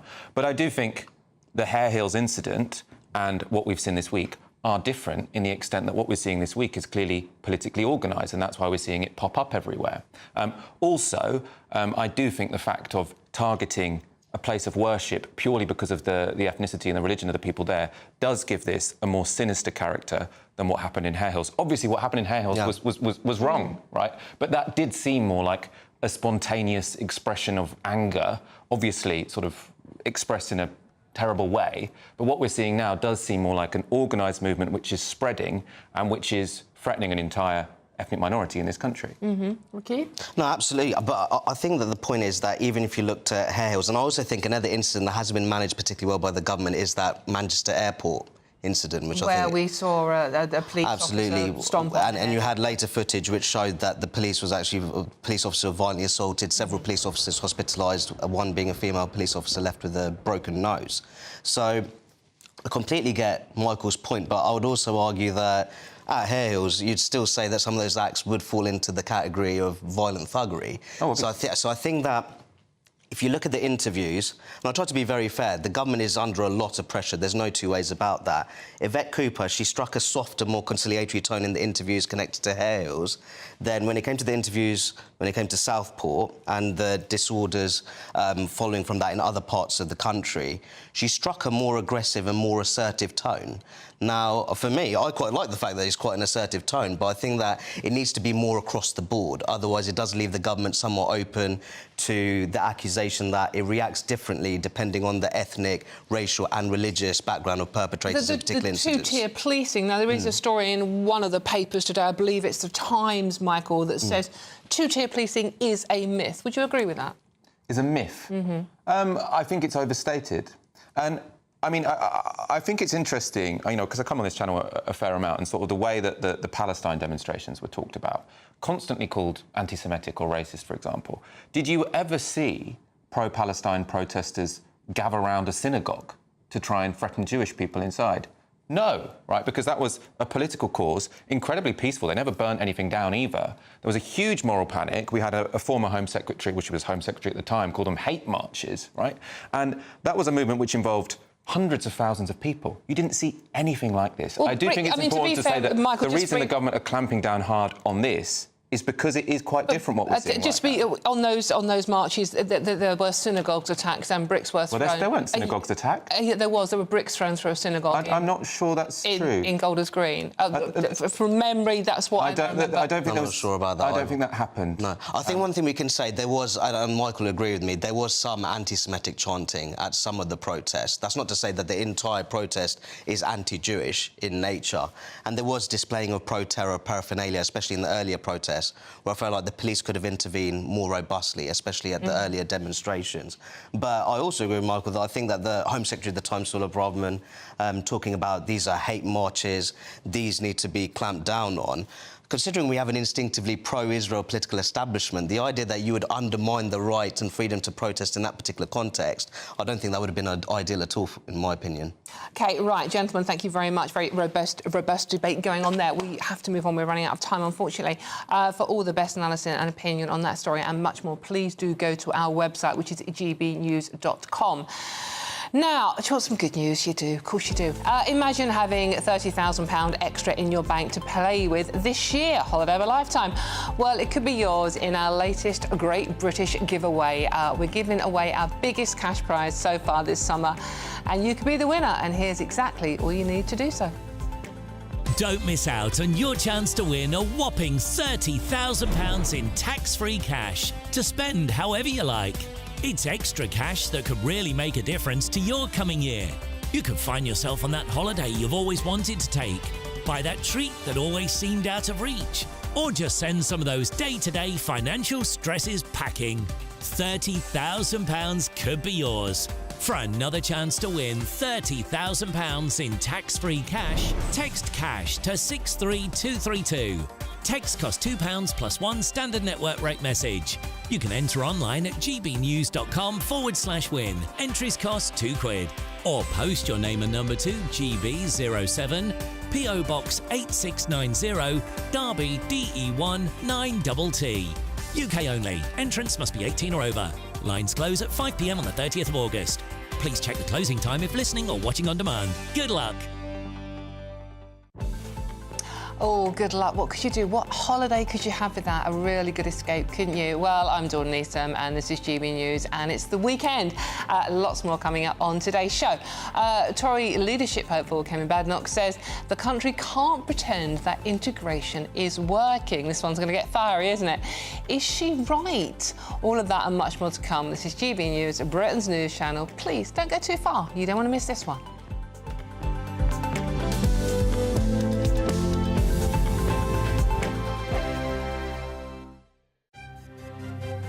GB News Breakfast, every day from 6 a.m. Tom, dying to talk to you about this. Transport for London, right? They run the buses and tubes and things in London, and they've got £2.5 million. £2.5 million, which they're going to spend on what? Diversity training. I dare say they've probably got plenty of it already. But let me tell you something. I sit on a board of a company, and I was diversity trained recently. Oh, really? Yes. Oh, really? And I must admit, What was that like?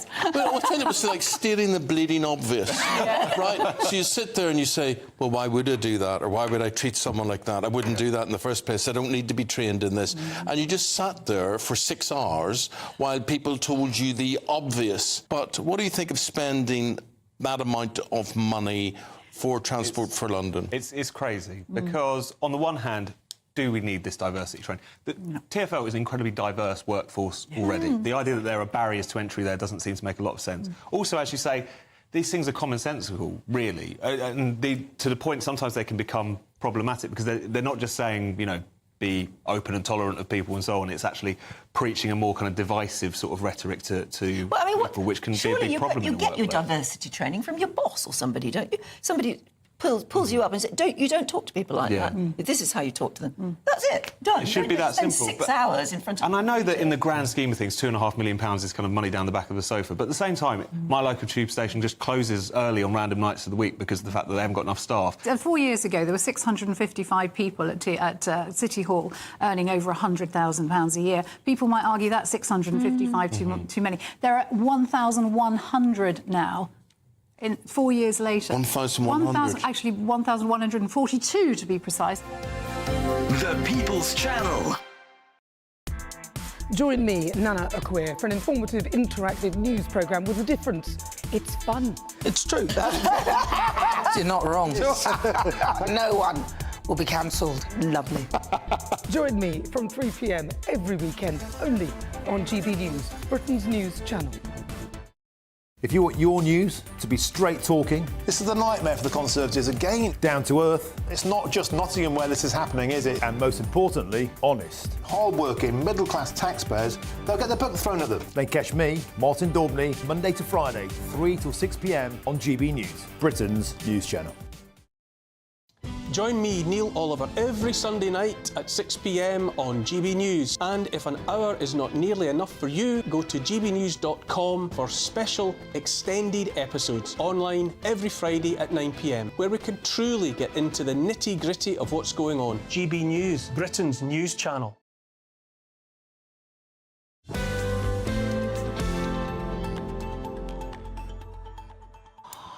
Whew, blimey. Welcome back to the weekend with me, Dawn Neeson. Now, Tory leadership hopeful Kemi Badenoch says the country can't pretend that integration is working. The Shadow Minister says we are just pretending that everything is fine and it's a few bad apples, which is sometimes the case. But if you want to have a successful multiracial country, you need to make an effort to do that. OK, well, this is an interview that Kemi has given in The Telegraph today, and lots of you are saying you've read it and you think she's talking a lot of sense. Rakib, I'm going to come to you first on this one. Kemi, I'm paraphrasing slightly here, is saying that basically People out there are feeling like they are being ignored by the Westminster bubble.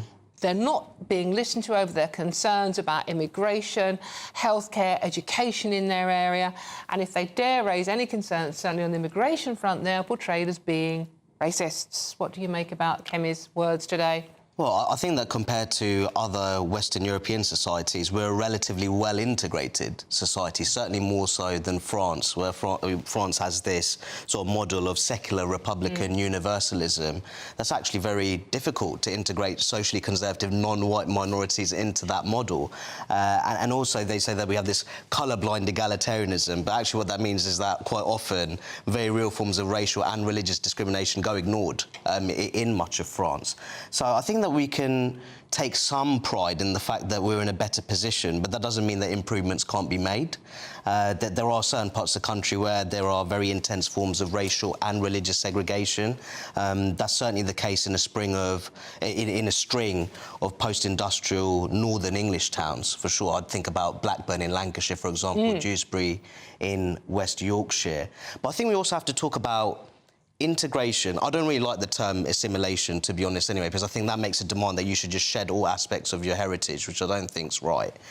But what are we asking people to integrate into? I think that's the question. And I think that, in a sense, that we've lost our own way in terms of what it actually means to be British, in a sense. An interesting point, absolutely. I think so. And I think that if you're talking about integrating more socially conservative minorities, if you look at the sort of rates of family breakdown, that sort of loss of community spirit, the sort of rise in materialistic individualism, a disconnection across the generations, loneliness among the elderly, for example, you know, is a big problem. And those aren't necessarily qualities in the mainstream that make it very attractive for more socially conservative migrants to integrate into. And I think that's an important part of the conversation. What does it mean to be British, by the way? Well, I think that... Because people often come up with the joke about, oh, we need to go Morris dancing. I mean, what does it actually mean to be British these days? Well, I think that there has to... I think one thing for me, which is very important, is having a solid understanding of British heritage, history and traditions. And that's not to say that we should adopt an uncritical view of British history, absolutely not. But there's also elements of British history that I'm very proud of, even from an anti-racist working-class perspective. For example, the 1862 Manchester mill workers refusing to work with American-origin slave-picked cotton.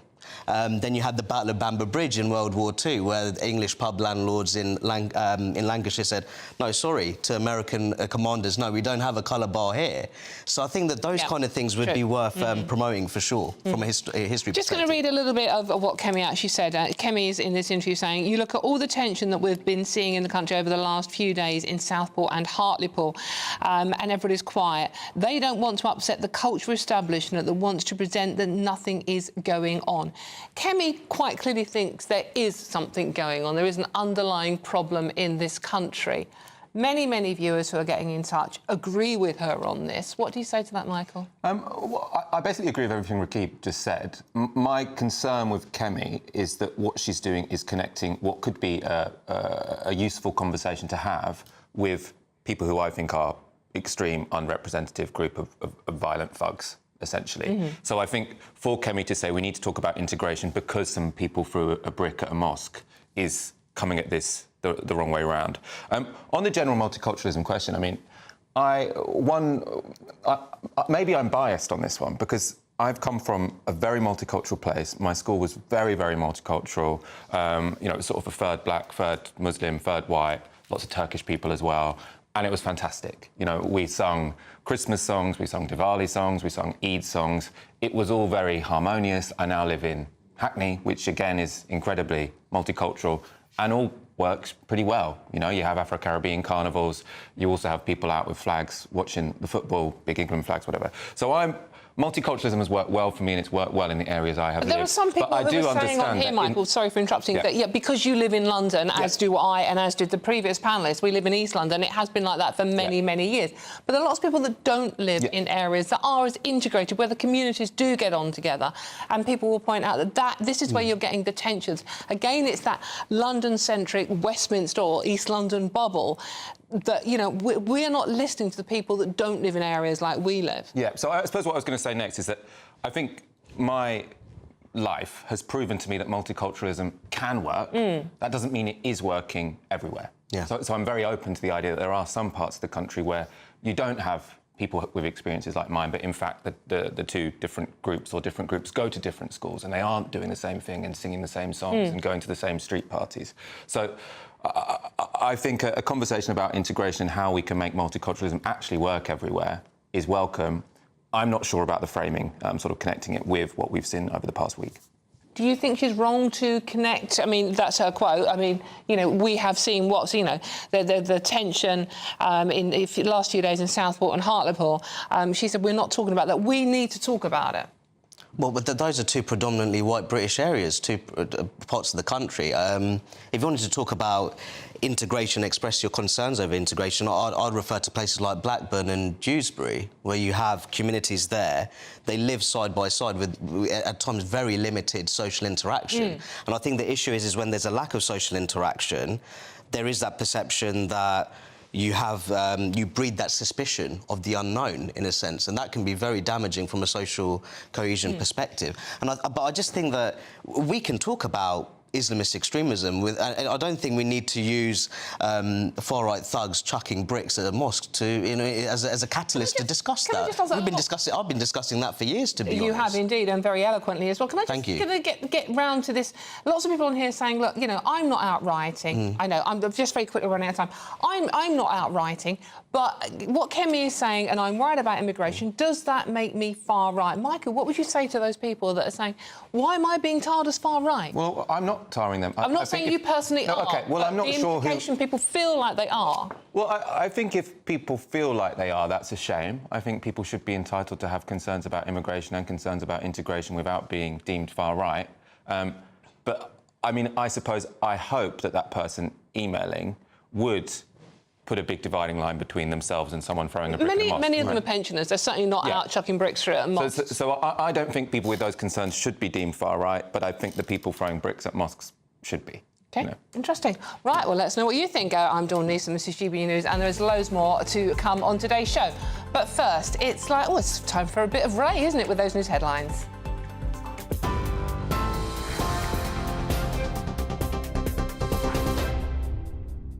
Rightio, 33 minutes past 1. Top stories. Northumberland police have accused protesters of unforgivable violence and disorder following rioting in Sunderland city centre last night. Videos posted online showed a former police office ablaze while a mosque was also targeted. Vehicles were overturned and set on fire as rioters clashed with police, throwing rocks and bottles. 5 officers were injured. 4 had to be hospitalised and 10 people were arrested for offences including violent disorder and burglary. The UK's most senior police and crime commissioner is urging the government to explain how it will solve mass uncontrolled immigration following rioting and civil unrest. Donna Jones is calling for Sir Keir Starmer to address protesters' concerns as the country faces more than 30 demonstrations this weekend alone. She said the announcement of the PM's new violent crime units has led to an accusation of two-tier policing and, quote, inflamed protesters. The 17-year-old accused of murdering 3 girls in Southport once starred as Doctor Who in a BBC Children in Need advert. Then 11-year-old Axel Rudakubana can be seen leaving the TARDIS back in 2018 and telling viewers how best to raise money. A spokesperson for BBC Children in Need said they'd removed the video out of respect for those impacted by the shocking case. 2 men have appeared in court charged in connection with an alleged arson attack on Ukrainian-linked businesses in London. 22-year-old Joachim Barrington-Rose of Croydon and 19-year-old Ugnius Asmina of Wandsworth have been charged with aggravated arson. Rose was also charged with possession of an offensive weapon. Met Police believe the offences were carried out on behalf of Russia's Wagner Group. Those are the latest GB News headlines for now. I'm Ray Addison. More in half an hour. For the very latest GB News direct to your smartphone, sign up to News Alerts by scanning the QR code or go to gbnews.com/alerts.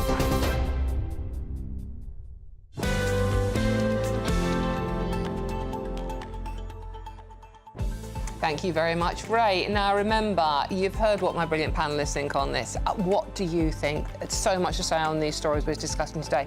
Have your say by visiting gbnews.com/your say and join in our conversation. And you're really not going to want to miss this coming up later tonight. We are speaking exclusively to the son of Donald Trump, that's Eric Trump, who has just weeks after his father was almost assassinated, remember. That's this evening from 9 p.m, and you really don't want to miss it. It's going to be a cracking interview. And there's loads more coming up on today's show. Before that even, Olympic chiefs have been urged to reintroduce sex testing for female athletes to protect them from injuries amid the gender boxing row. It goes on. All of that and much more to come. I'm Dawn Neeson. This is The Weekend, and it's GB News, Britain's news channel. Don't go too far.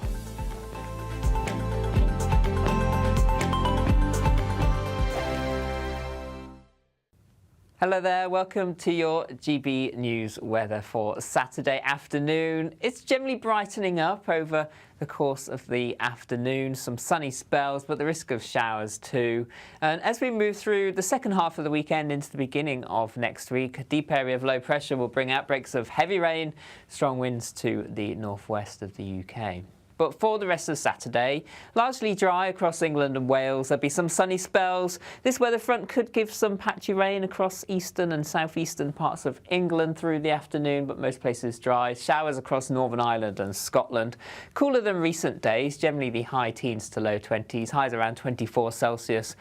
Towards southeast England. Through the evening time, further showers across parts of Scotland and Northern Ireland. So if we start here, we can see the showers quite frequent across central and northern parts, some of them on the heavy side at times. A little breezy around the coast, temperatures around 18 Celsius during the evening time. Further showers as well for Northern Ireland. But generally further south into England and Wales, it's a dry end to the day, plenty of sunny spells. Just one or two showers again towards far southeastern areas, but otherwise generally dry. And then overnight, we tend to stay dry across much of England and Wales. There'll be some clear spells, but some medium high-level cloud filtering in as the night progresses. This thick enough, though, by the early hours to give outbreaks of rain across parts of Northern Ireland and southwest Scotland. Temperatures generally staying in double figures, but lower double figures compared to recent nights, so a little bit more comfortable for sleeping.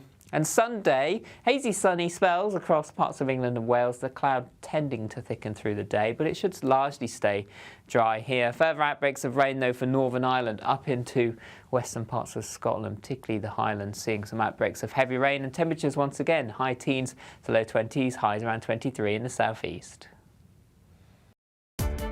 Welcome to State of the Nation, daily plunge into the stories shaping our country.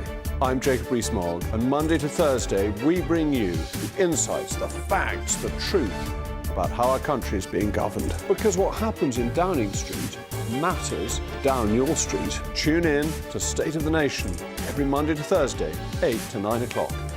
Only on GB News, the People's Channel, Britain's news channel. Good afternoon, Britain. Your lunchtime update on the stories that matter across the UK.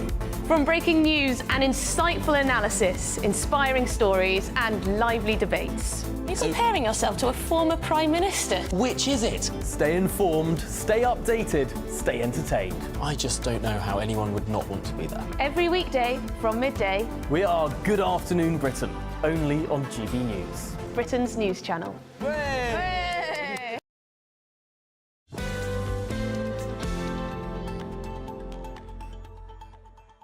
Welcome back to The Weekend with me, Dawn Neeson. Now, yes, we are going to talk about boxing again.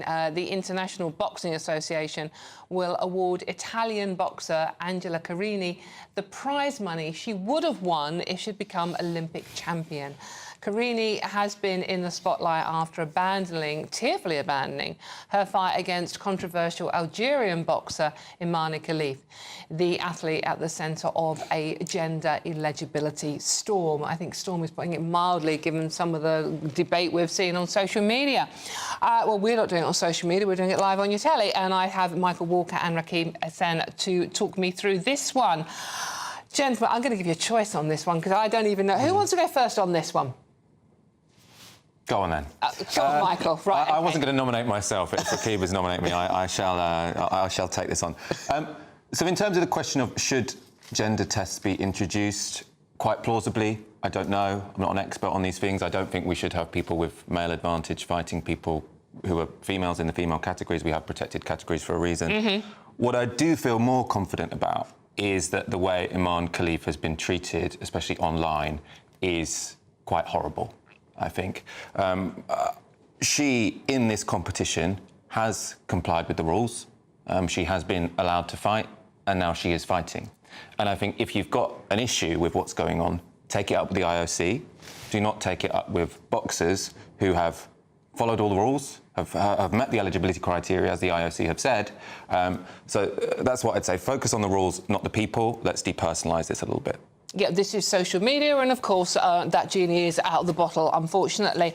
Rakib, I mean, the problem with boxing is it's so many governing bodies, so many different belts at every level. You know, it's like it's a very confusing sport. So the problem we've got here is we've got one governing body, the IBA, saying these two boxers. The other boxer is Lin Yu-ting, who I believe fought yesterday, have both tested to have XY or male chromosomes, and therefore are banned from fighting in the women's category. Meanwhile, the IOC, in charge of the Olympic boxing, are saying they were born female, they have female on their passport, therefore we are OK with them fighting women. It is a mess. It's very confusing. Boxing, the regulation is confusing in general. So what do you make of where we are now? And the reason we're discussing it again today is Iman is due to fight again today against Hungarian Anna Luca Hamari. Well, this should have been sorted out well before the commencement of the Paris Olympics. And I think it really shows how fragmented governance is in boxing more generally. Now, Iman Khalif, to my understanding, she's undergone sex-related testing. Through that testing, it was decided that by one authority that she can't actually compete in female boxing competitions. Now, we have this problem here where she is competing in the women's boxing competition at the Paris Olympics. But I think what this really shows, you need a joined-up approach to regulation in boxing. This should have been sorted out a long time ago, well before the Paris Olympics started. But I think the fact that you have another boxing association floating the possibility of providing Angela Carini, the Italian boxer who fought against Iman Khalif, that's an admission that something might not have gone quite right. So I think it's all an almighty mess, and it needs to be avoided in the future. Well, to be honest, I think the IB... So there's an all-out war, I think, between the International Boxing Association and the International Olympic Committee, because the IOC excluded the IBA because they had concerns about their governance. So the fact that the IBA is now sort of running into this and saying, aha, we'll award her the prize money, to me that probably seems a little bit cynical. But at the same time, I do think people's concerns over this are perfectly legitimate, but that it shouldn't be taken out on this competitor who, to my mind, hasn't done anything wrong. Now, we don't know for sure, but because the IBA say they can't release the medical tests, but the thinking is that both of these fighters are DSD, which is difference in sexual development, which leads to...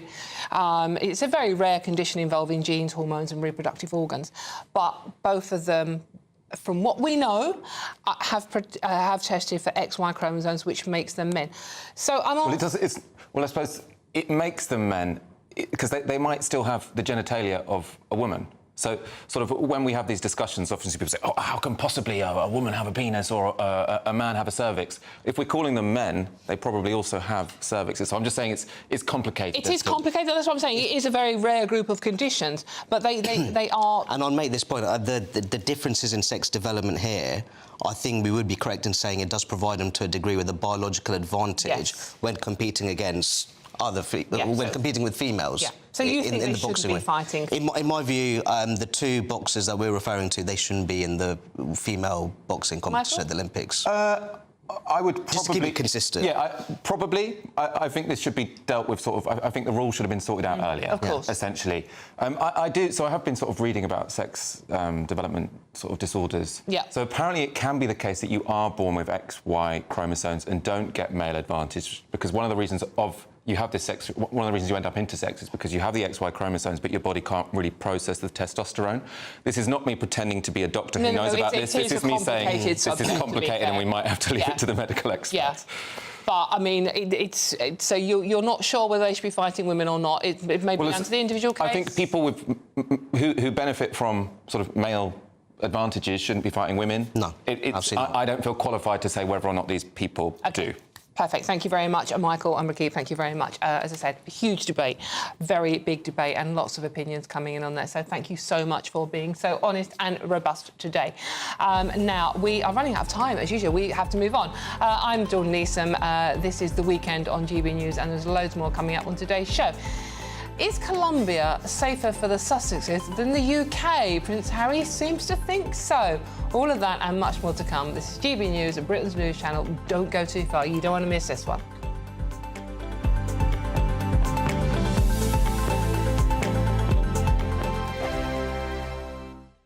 Join me, Camilla Tominey, for a frank and honest discussion with those in power that cuts through the spin and gets to the heart of the issues shaping our nation.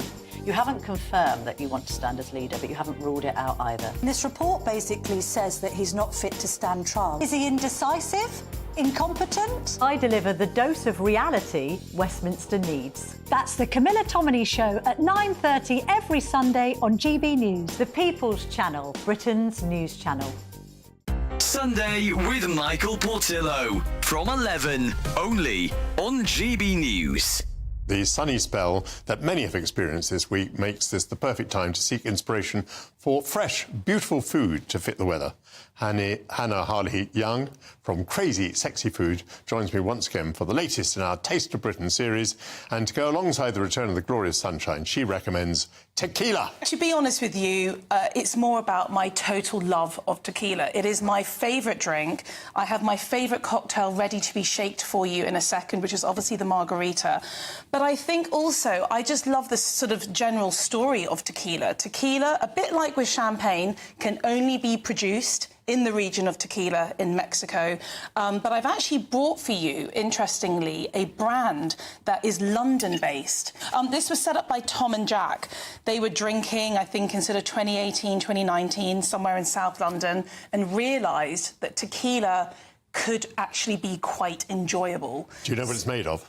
It is. It's made from the blue agave plant. Now, 300 million of these plants are harvested every year. It takes between 8 to 12 years to harvest. Their tequila is made to be drank with tonic, which is not your usual accompaniment with tequila. Usually it's lime, it's a margarita. With a Blanco tequila, the idea is that the process is that once it's distilled, that is the end, it's bottled and it's sold. This is the Reposado. I haven't actually opened that, but if you do want to have a smell, you can open it. But the idea behind this is that it's been rested, so it's rested in oak barrels. I actually love people's behaviour behind tequila now. I think back in the day it had a little slightly bad rep that you'd drink cheap shots and maybe make some bad mistakes on a night out, whereas now we're actually starting to appreciate it and respect it. GB News, the People's Channel. I'm Patrick Christie's. Every weeknight from 9, I bring you 2 hours of unmissable, explosive debate and headline-grabbing interviews. What impact has that had? We got death threats and the bomb threats on. As time passes, she could have said storm. You made my argument for me. My guest and I tackle the issues that really matter with a sharp take on every story. Went everywhere. Something practical could be done. Or I can become something different. Patrick Christie's tonight from 9 p.m. only on GB News, Britain's news channel.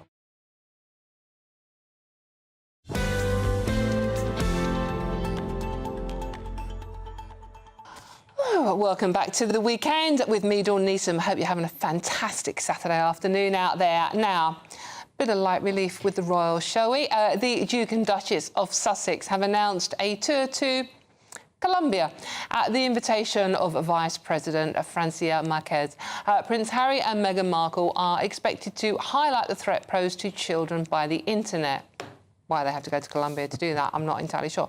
However, this is literally within a week of saying that Harry saying he can't come to London. He doesn't feel it's safe to bring his wife, Meghan, to London because, he fears for her personal safety. And Colombia, to my reckoning, is one of those countries where the government advise you not to even go. In any case, joining me now is royal broadcaster and commentator Rafe Hedder-Manku to explain what's going on here. Rafe, hello, lovely to see you. Hello, lovely as always. A bit of comic relief here. Yes, so you're quite right. You know, literally just days after Prince Harry declared that he couldn't bring his wife to Britain because of the potential risk of an acid attack or knife attack, they've now announced that they're going to go to Colombia, one of the world's 10 most dangerous countries. Right. A nation riven with political assassinations, with murder, with kidnappings and gun crime. I mean, you know, the hypocrisy is mind-boggling. And it just comes a few months after they went on another trip to Nigeria, another world leader in murder and political kidnappings. Now, look, no one is saying that they're going to be putting themselves into harm's way. They're going there at the invitation of this radically left-wing government. And, of course, we've had successful royal tours of Colombia in the past. Just last year, Sophie, Duchess of Edinburgh, went to Colombia. 10 years ago, our current King and Queen also had a successful trip to Colombia.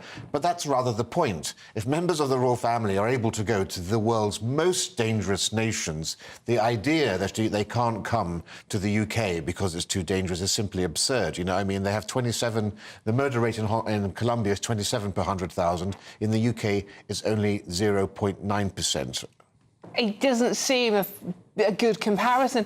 Did Harry not consider the optics of this one?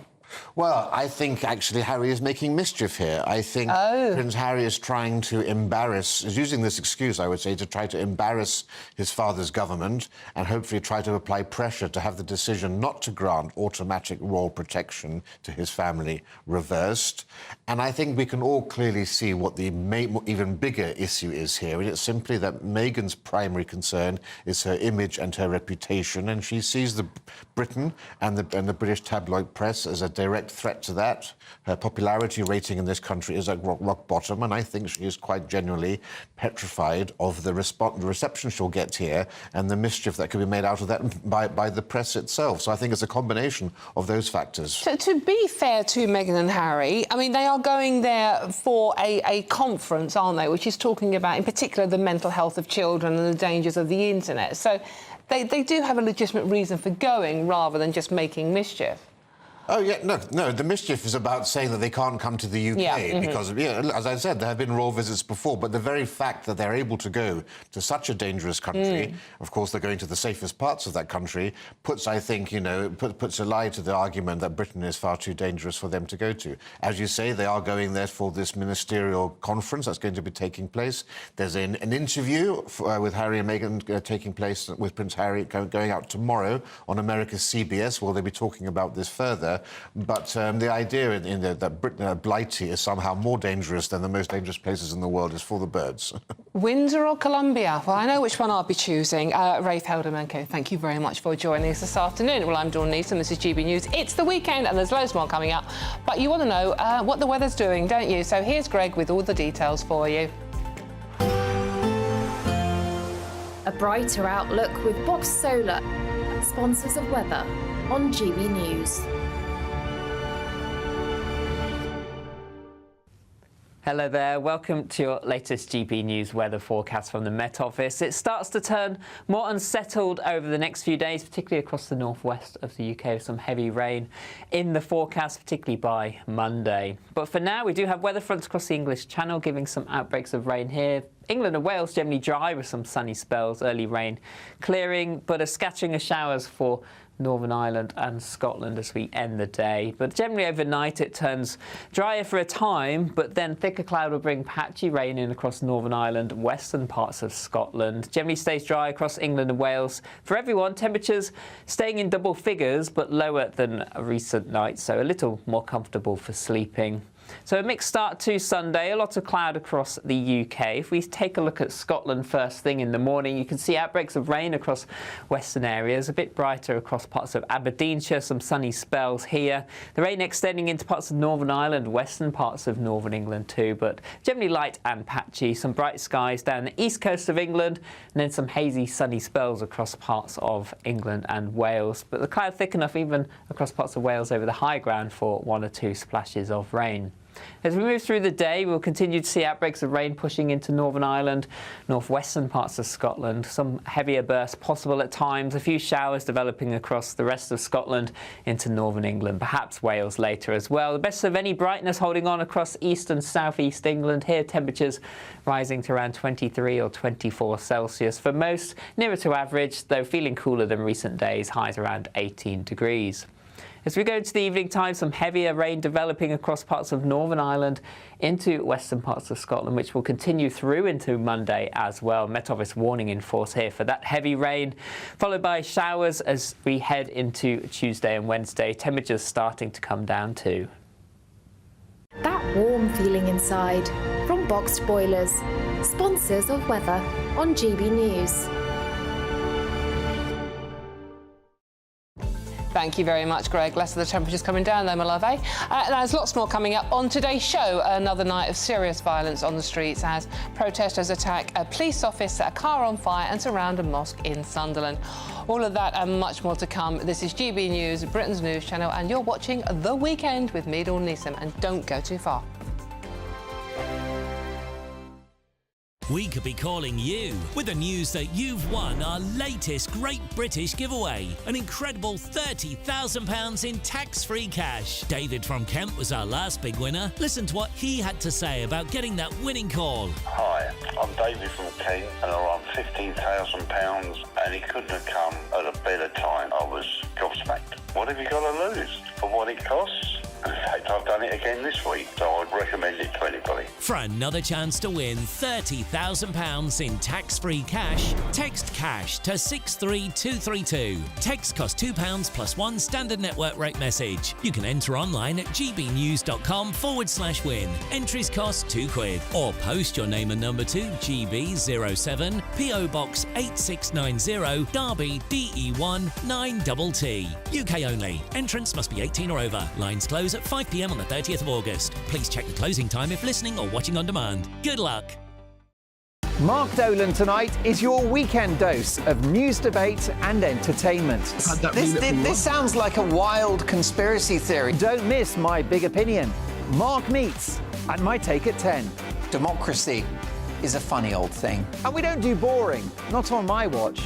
I just won't have it. Let's go and get another glass of that bubbly. You've earned it. That's Mark Dolan tonight, Saturday and Sunday, 9 to 11, only on GB News, the People's Channel, Britain's news channel. Hi there, I'm Michelle Dewberry and I'm going to take a second to tell you all about my show, Dubes & Co. We start off with the issues of the day. We then bring in both sides of the arguments. We get rid of the disrespect. And then you throw me into the mix. And trust me, I'll tell it exactly how it is. And then, of course, the magic ingredient, you at home. We mix it all together and what have we got, in my opinion, the best debate show in town. Monday to Friday, 6 till 7 on GB News, Britain's news channel. Are the newspapers getting you down? My wife didn't divorce me that month. Struggling to separate the wheat from the chaff? I know that it's a bit of a circus at the best of times. Well, don't worry. Headliners has got you covered. We'll take the burden of reading the day's news, and if we get depressed, who cares? It's an occupational hazard, frankly. That's Headliners on GB News from 11 p.m. till midnight, and the following morning, 5 till 6 a.m. on GB News, the comedy channel. Nah, just kidding. Britain's news channel. Join me, Camilla Tominey, for a frank and honest discussion with those in power that cuts through the spin and gets to the heart of the issues shaping our nation.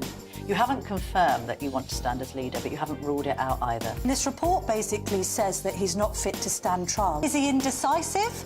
Incompetent? I deliver the dose of reality Westminster needs. That's the Camilla Tominey Show at 9:30 every Sunday on GB News. The People's Channel, Britain's news channel.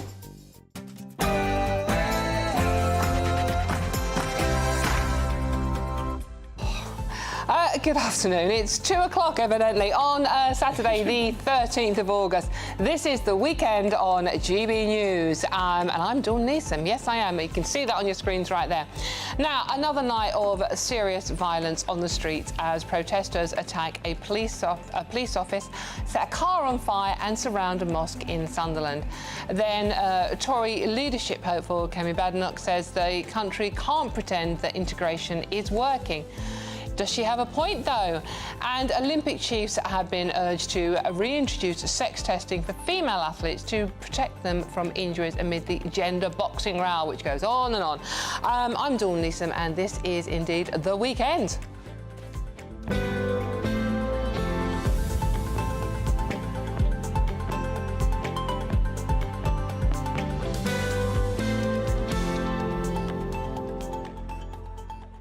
And we have got a cracking last hour for you with a brilliant panel, I have to say. They're all being very naughty. But this show is actually not about them, it's about you. And it's nothing without you and your views. So let me know your thoughts on all the stories we're discussing today. Really simple. Visit gbnews.com/your say and join our conversation. So introduce them then. Shall I introduce them? Do you want to know who they are? These two very new... I don't know what I've done to deserve this, to be honest with you. Keeping me company this hour is former Labour MP Stephen Pound and former Conservative Special Advisor Charlie Rowley. Thank you very much for joining me, both looking incredibly dapper. And I have to say, in particular, Stephen, loving the blue. Very, very goes with you. It is not politically indicative of anything. No, it's just very summary. But before we get stuck into the stories we are talking about with these two, let's go to the equally dapper Ray Anderson, who's got your news headlines for you.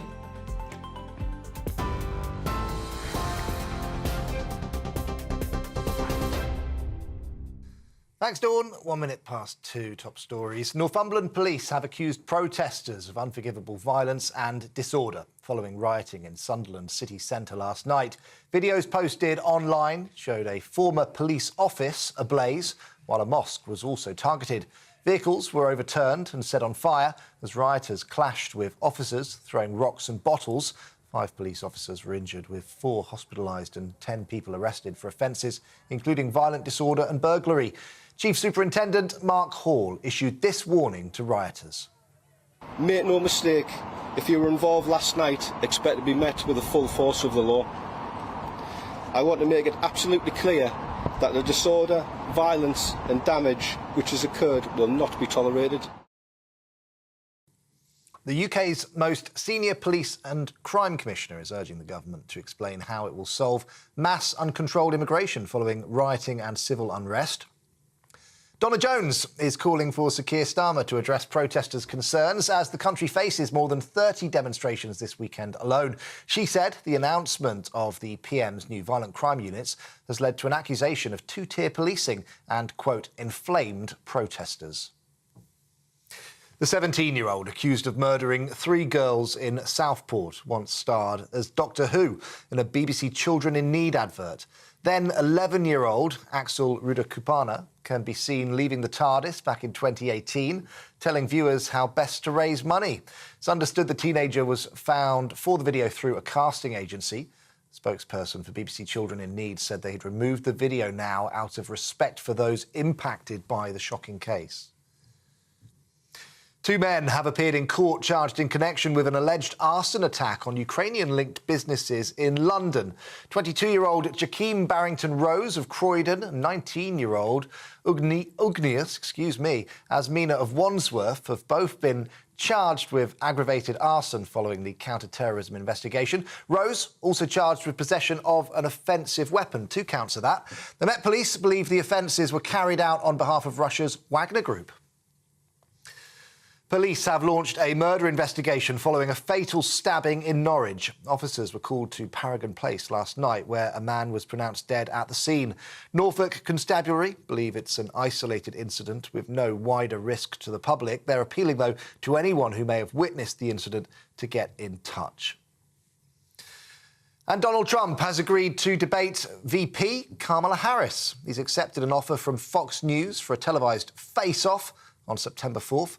Not yet known, though, if the presumptive Democratic nominee will agree to take part, although she has previously said that she is ready for such a challenge. Trump says the debate will feature a full arena audience. Errol Moorcoach, spokesperson for Republicans overseas, told us Trump's annoyed and he's calling the shots. He agreed to do 2 debates with President Biden, but unfortunately, President Biden didn't have the ability to go the full length of the distance. And Donald Trump feels a little bit cheated that he spent all of this money in campaigning against somebody who is obviously a zombie candidate. In addition to that, he's got a current litigation with George Stephanopoulos and ABC. And so he no longer feels that since the terms have changed that he should have to do the debate there. And it looks like, as of this morning, per his own messages on Truth Social, that there will be a debate. It will be in Pennsylvania, and it will be 2 days before early voting starts. Those are the latest GB News headlines for now. I'm Ray Addison. More in around half an hour's time. For the very latest GB News direct to your smartphone, sign up to News Alerts by scanning the QR code or go to gbnews.com/alerts.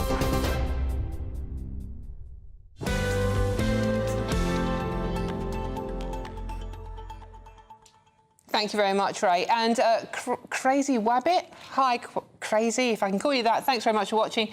You keep asking for our comments, but you never read any out. Well, I've just read yours out. I'm trying to get through as many as I can. I really am. But there are so many coming in, and we've got such a packed show for you. But keep them coming in. I will get into them. Right, let's get straight into today's stories, shall we? Now, another night of serious violence on the streets as protesters attack a police office, set a car on fire, and surround a mosque in Sunderland. The demonstration in Sunderland, as I said, was one of more than a dozen that had been planned across the country this weekend.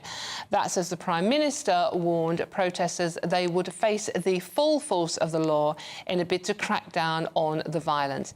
This all comes after the horrific murder of 3 girls during a mass stabbing in Southport.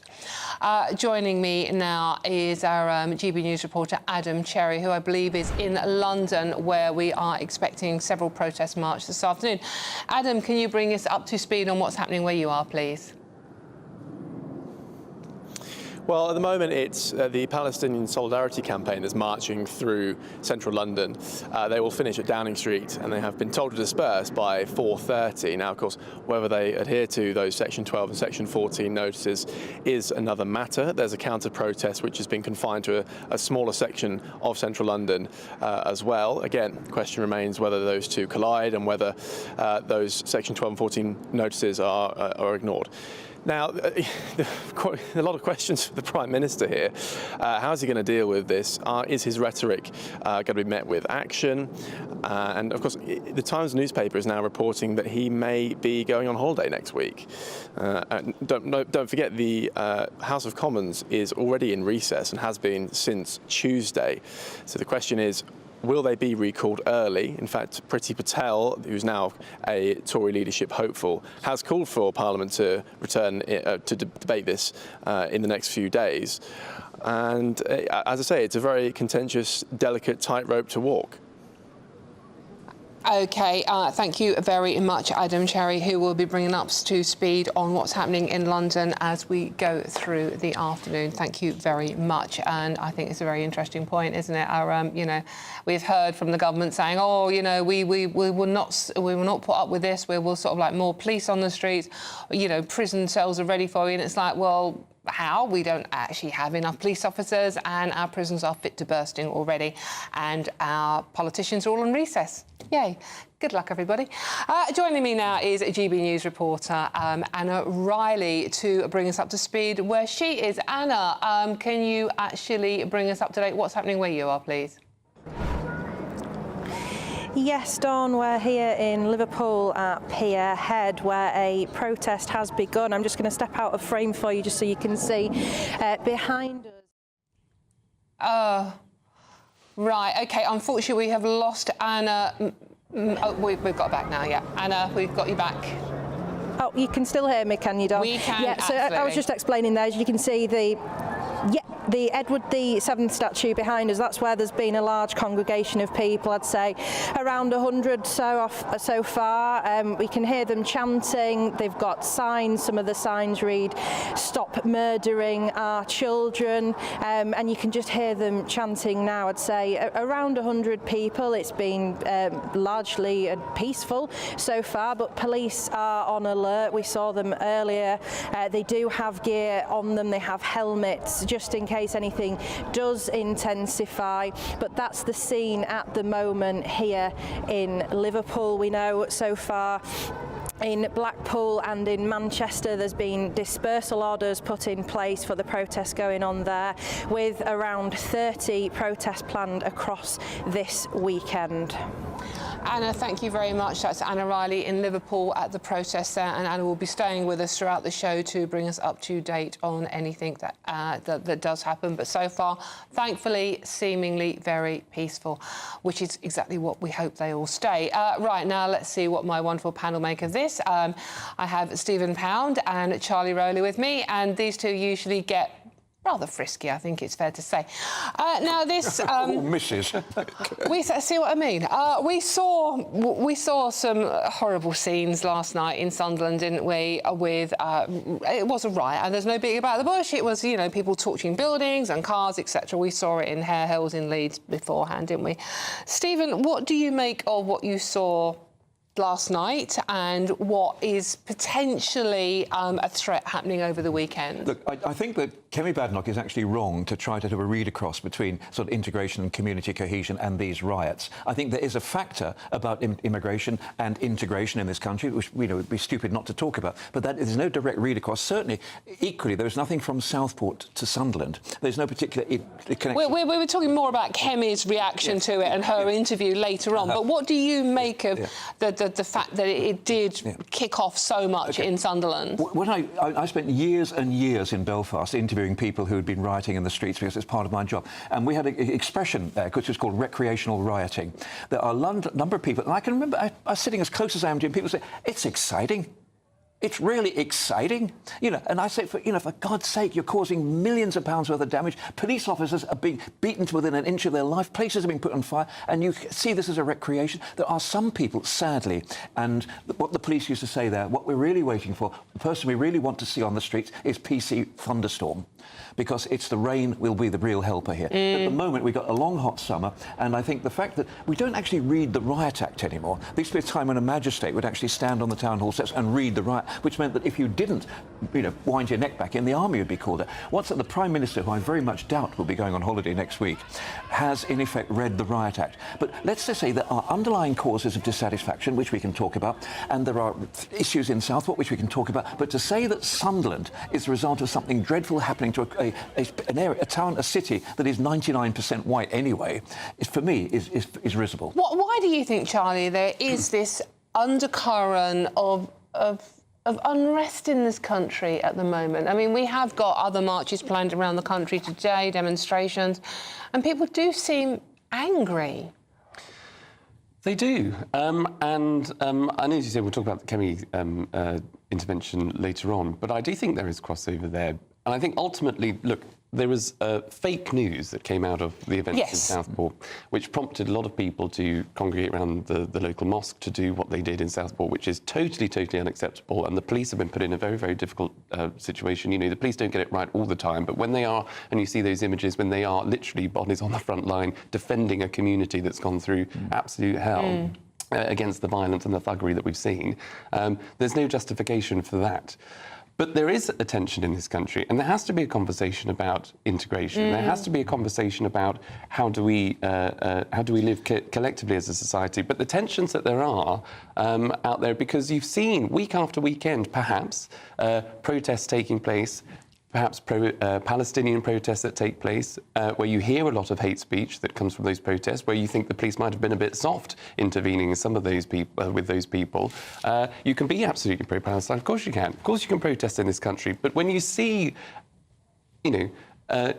the United Kingdom being brought to a standstill effectively weekend after weekend by a particular section of society, that is going to cause pushback. And now you are seeing a lot of people who perhaps are on a far-right scale. There are lots of people who are not far-right taking part in these protests, by the way, but those that engage in the violence and thuggery that we do see against the police do tend to be of that nature.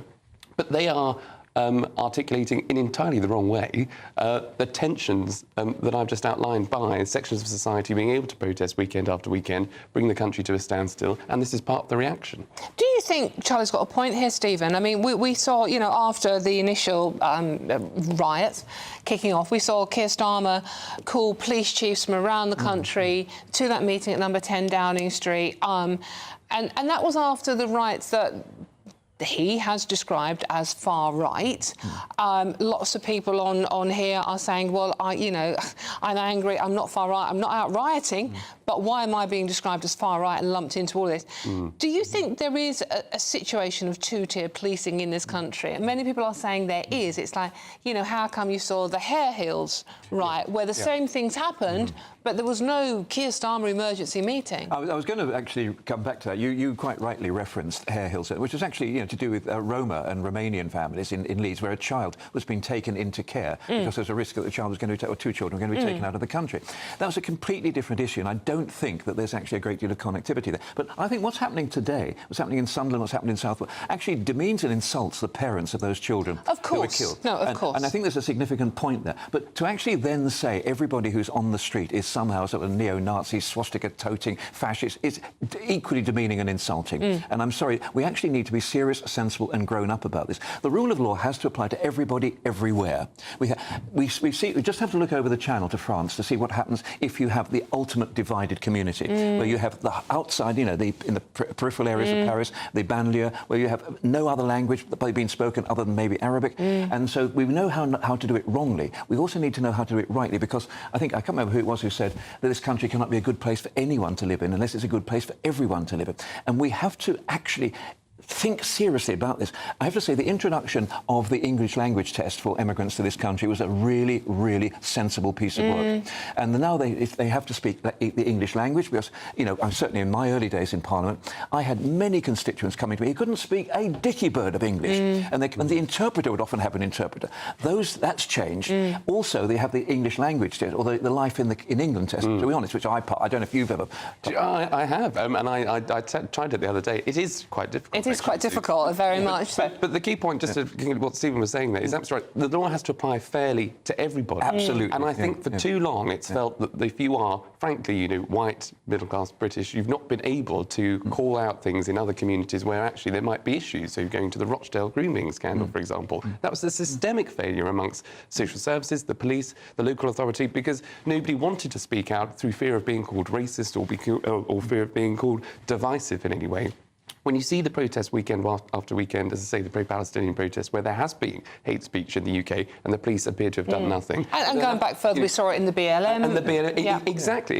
And therefore, that has created a tension where you're now seeing a reaction, a wrong reaction. And you're right, there are people who are not far right who are equally, who feel that tension. But don't and forget feel that they don't have a voice. But those that are rioting the Palestinian are totally process, wrong. They can protest in an lawful way, just as we see other But I observed the first 2 or 3 Palestinian protests with the police on one occasion, and the people on that were overwhelmingly white middle-class people. I mean, it's the Guardian readers on a weekend out. I mean, it's an extraordinary thing. So I don't think that there's any simple solution here. I think we're actually doing it. People say navel-gazing is a bad thing. I think about introspection and to actually look at and say, where are we as a country? And I think, Dawn, you put your finger on it earlier. What is it? Is there something systemic within the nation at the moment that we are ignoring at our peril?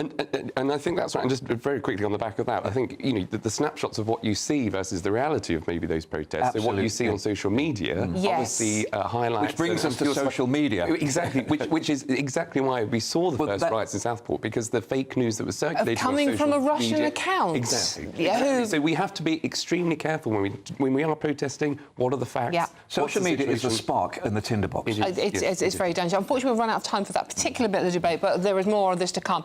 For all the best analysis and opinion on that story and much more, please do go to our website, which is at gbnews.com. Now, let's give you some good news, shall we? Imagine having £30,000 extra in your bank to play with this year, however you want. Well, it could be yours in our latest Great British Giveaway. Get elected as an MP. As we're giving away our biggest cash prize so far this summer, and you could be our next big winner, and here's how you do it. Don't miss out on your chance to win a whopping £30,000 in tax-free cash to spend however you like. It's extra cash that could really make a difference to your coming year. You could find yourself on that holiday you've always wanted to take, buy that treat that always seemed out of reach, or just send some of those day-to-day financial stresses packing. £30,000 could be yours. For another chance to win £30,000 in tax-free cash, text CASH to 63232. Text costs £2 plus 1 standard network rate message. You can enter online at gbnews.com/win. Entries cost £2. or post your name and number to GB07 PO Box 8690 Derby DE1 9TT. UK only. Entrance must be 18 or over. Lines close at 5 p.m. on the 30th of August. Please check the closing time if listening or watching on demand. Good luck. Well, good luck. Imagine what the holiday you could have with that lot. Oh, I'm not allowed to enter, unfortunately, but yeah, come with you. I'm Dawn Neeson, and this is GB News The Weekend, and there's loads more coming up on today's packed show. Tory leadership hopeful Kemi Badenoch says the country can't pretend that integration is working. Does she have a point, though? All of that and much more to come. This is GB News The Weekend, and it's Britain's news channel. Don't go too far.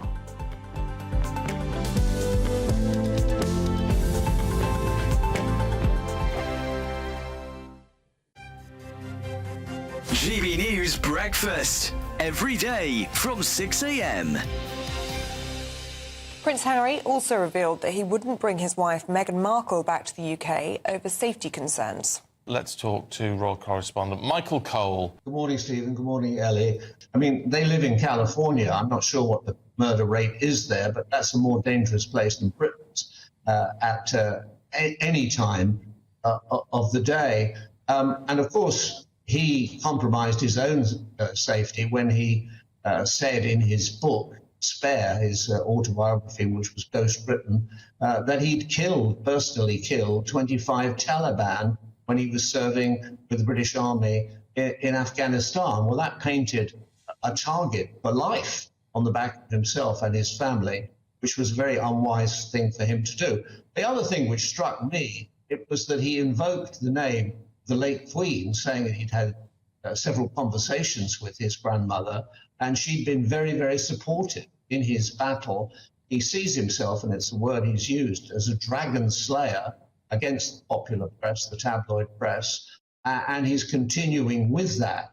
Of course, his brother, Prince William, has settled, but also in the programme was Hugh Grant. Now, Hugh Grant also has settled, as indeed did I, when I received an apology from News Group.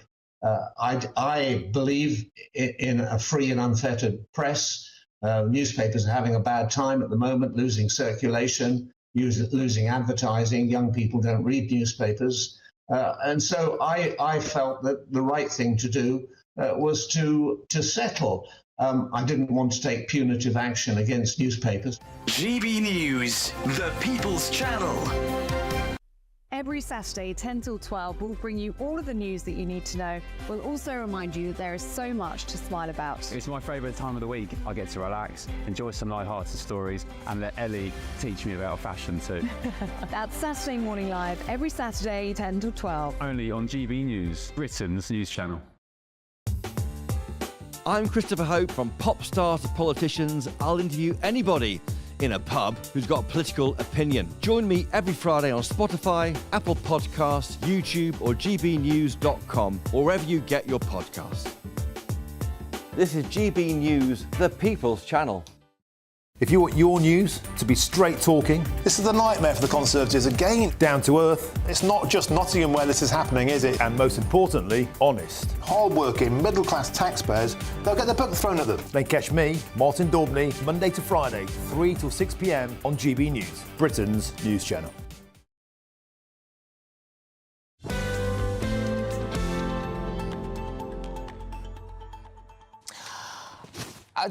We should put that conversation with just out during the breakout, but maybe after 9 o'clock at night. Welcome back to The Weekend with me. That was a real tease, that was, wasn't it? It was, wasn't it? Coming, yeah, the uncensored, the uncut version of The Weekend with me, Dawn Neeson. Neeson uncut. OK, enough. Right. Stephen Pound and Charlie Rowley are still with me, as you can probably hear. Stop it. Right, now, Tory leadership hopeful Kemi Badenoch says the country can't pretend that integration is working. The Shadow Minister says we just pretend that everything is fine and it's a few bad apples, which is sometimes the case. But if you want to have a successful multiracial country, you need to make an effort to do that. As you've heard them already, I mean, you can't shut Stephen up, to be honest with you. Being honest here. So I'm going to come to you first on this one, Charlie. Now, this is an interview that Kemi Badenoch, who's just thrown her hat into the ring to be the Tory party leader, in the Telegraph, saying today that integration isn't working, but the Westminster bubble is scared to tackle it, and they're ignoring what people outside that bubble are concerned about, and this is potentially triggering some of the unrest in the country we are witnessing at the moment. What do you make of what Kemi's had to say? I think she has a point, because I think for too long, you're absolutely right, the Westminster bubble has always said that the problem with, it's not immigration that's the problem at times, but it is the integration. And yet, we still seem to have the tensions that we were just talking about in the last section. So integration is a factor, and the integration seems to have failed in particular areas. The only pushback I would have is that when you see something like we saw at Southport, where if you are protesting, if you are rioting, because you feel as though that, you know, the country's being overrun or taken over, or whatever your motives to go and do what the people did there in Southport, the very next day, the local community in Southport were actually out there rebuilding the brickwork outside the local mosques. And saying that this is not actually reflective of the community that we live in. So if that isn't integration and supporting your local, then I'm not quite sure what is. So there is a very, very good example that happened in Southport of clearly an integrated community and a happy and, well, obviously not happy at the moment, obviously, for the horrific reasons that we've been talking about for the last few days, but a strong community nonetheless, versus perhaps other areas where there isn't that integration. I don't think it's necessarily maybe integration, but it's just having the ability to be and feel equal in society. So you can equally call out things that go wrong, or where there are, whether it's criminal activity, or whether it's gang violence, whether it's against a black community, whether it's against a Pakistani community, whether it's against a Muslim community, whether it is white yobs, you know, in other communities. Everybody has to have a stake in society to be able to call out the things that are going wrong, and I don't think that there is still that sort of that equity in the country. And this is the problem, Stephen, isn't it? I mean, I think, paraphrasing Kemi here, she is saying that, you know, this Westminster bubble, they are ignoring the genuine concerns of people out there, in particular, sort of like people who are worried about immigration, as well as healthcare and education and the cost of living, etc. But they feel like they haven't got a voice, and if they dare to try and have that voice, they are being demonised as being the far right, when many of them certainly are not the far right. They're just concerned. This is, I think, what Kemi is trying to say here. We're not having the conversations we should be having, and this is what's causing this feeling of unrest and anger. Well, hang on a second. Kemi Badenoch surely is a perfect example of how integration does work. With her family have come here, they emigrated to this country, made a huge success, and she's now potentially going to be a candidate for the leadership of the country. So, look, when I was 10 years old, I remember coming home from school and walking into the Notting Hill race riots when I was coming home from school. And those race riots were, and it was the first time I was 10 years old. What did I know about it? And that was entirely against the West Indian community, the Caribbean community, because there was a perception that they were getting the jobs on the buses over local people. Well, the local people didn't want the flipping jobs on the buses. So there's a lot of economics at play here. But look, I think what's Kemi Badenoch is, it may be actually talking about the illness, but what is her prescription? What is she saying we should do? We can't turn the clock back to the 1950s. We can't go back to black and white television and Dixon of Not Green. We've got to somehow live with the world that we have today. And how do we do that? Because simply to say it's all awful and it's not working, you know, that's reasonable. You can't do that. So what we need to do is to say, what are the core issues here? If it's recreational rioting, let's deal with that. If it's an absence of policing, let's deal with it. If it's job opportunities. But to say that people are too scared to speak out, well, I have to say, every second of every day that GB News is on the air, there's proof that you can speak out in this country, which is one of the reasons why the three of us are sat here today. Absolutely, and I think, look, you know, it might not be about particular communities, but it's about just who we are as a society. So, as as British, you know, what is the best of British? It's a philosophical question. It is about being open, tolerant, diverse, equal. You know, allowing opportunity for all.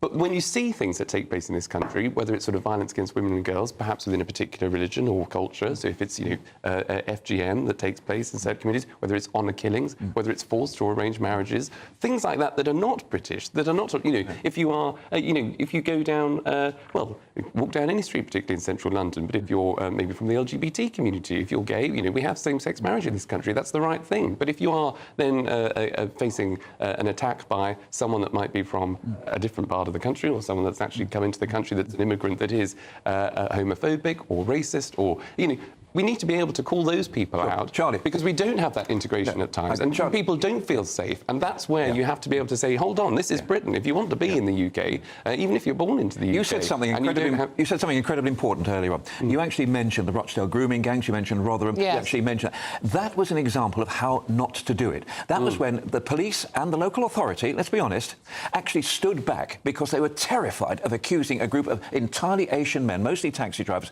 of raping and abusing and addicting to drugs young teenage girls. Yes. They stood back because they were too scared. We must never, ever allow that to happen again. Exactly. People like Sarah Champion, who was the MP for Rotherham, was absolutely abused up hill and down Dale because of calling it out. And so we must never, ever go there again. So, but I think that is the worst. Jess Phillips as well in her election, being heckled by a particular men from particular communities. So that is the integration, and clearly you can protest. Of course you can. You can have a political view about things, but where it is not, where you're not upholding the values that we hold dear as a great common standards for everyone. There has to be one law for everyone. Exactly. And there wasn't in Rotherham, there wasn't in Rochester. And that's why there are tensions in society. That's why we haven't had the integration. I think we've solved it. Yes. Well, that's it. Vote Stephen and Charlie. I mean, I've got my vote, actually. As I said, strong opinions there. Let us know what you think about all this. Do you feel your voice is being heard? Do you think politicians are actually listening to you? Or are you frightened to actually speak out at the moment? I think that's what Kemi Baddock is trying to say in this piece in the Telegraph today. Any case, I'm Dawn Neeson and this is GB News. It's the weekend and there's lots more coming up on today's show. But first, it's the highlight of my day. It's the news headlines with Ray.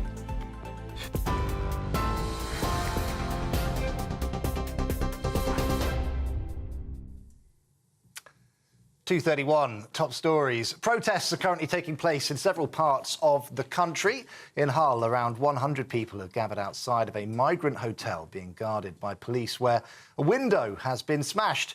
Meanwhile, police in riot gear were deployed in Belfast amid tense exchanges between protesters and an anti-racism rally, with a small number of fireworks being thrown. More than 30 events are expected to take place across today and tomorrow. Northumberland police have accused protesters of unforgivable violence and disorder following rioting in Sunderland city centre last night. Videos posted online showing a former police office ablaze, while a mosque was also targeted. Vehicles were overturned and set on fire as rioters clashed with police, throwing rocks and bottles. 5 officers were injured, with 4 hospitalised and 10 people arrested for offences, including violent disorder and burglary. Some of the video we showed at the start of that report was actually from Sunderland. Right, the UK's most senior police and crime commissioner is urging the government to explain how it will solve mass uncontrolled immigration following rioting and civil unrest. Donna Jones calling for Sir Keir Starmer to address protesters' concerns as the country faces more than 30 demonstrations this weekend alone. She says the announcement of the Prime Minister's new violent crime units has led to an accusation of two-tier policing and, quote, enflamed protesters. The 17-year-old accused of murdering 3 girls in Southport once starred as Doctor Who in a BBC Children in Need advert.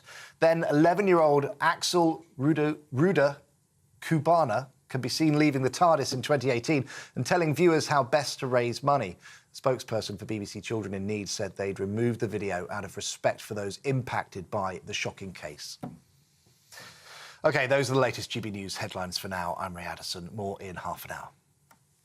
For the very latest GB News direct to your smartphone, sign up to News Alerts by scanning the QR code or go to gbnews.com/alerts.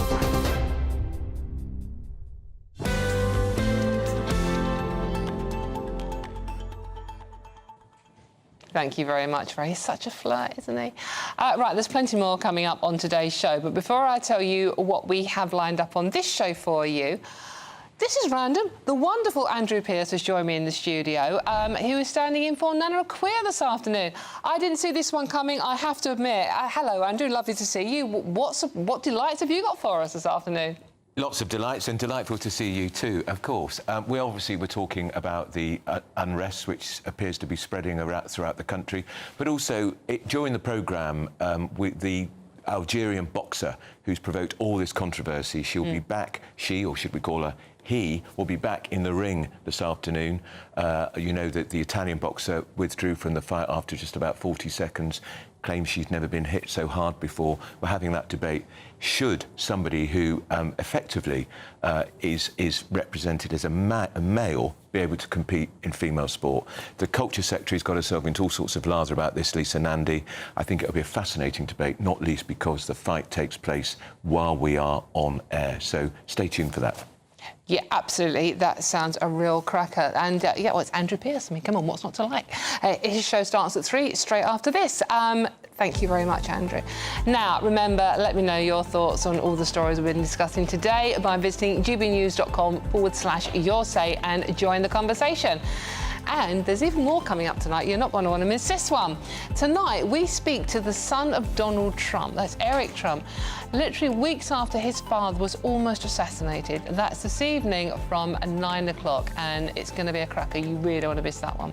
How did you get that? But there's lots more. Shush! There's lots more coming up on today's show, including him. Honestly, he won't shut up. That's Stephen Pound, by the way. OK, Olympic chiefs have been urged to reintroduce sex testing for female athletes to protect them from injuries amid the gender boxing row. All of that and much more to come. I'm Dawn Neeson. This is The Weekend. It's GB News, Britain's news channel. You can put the kettle on, but don't go too far.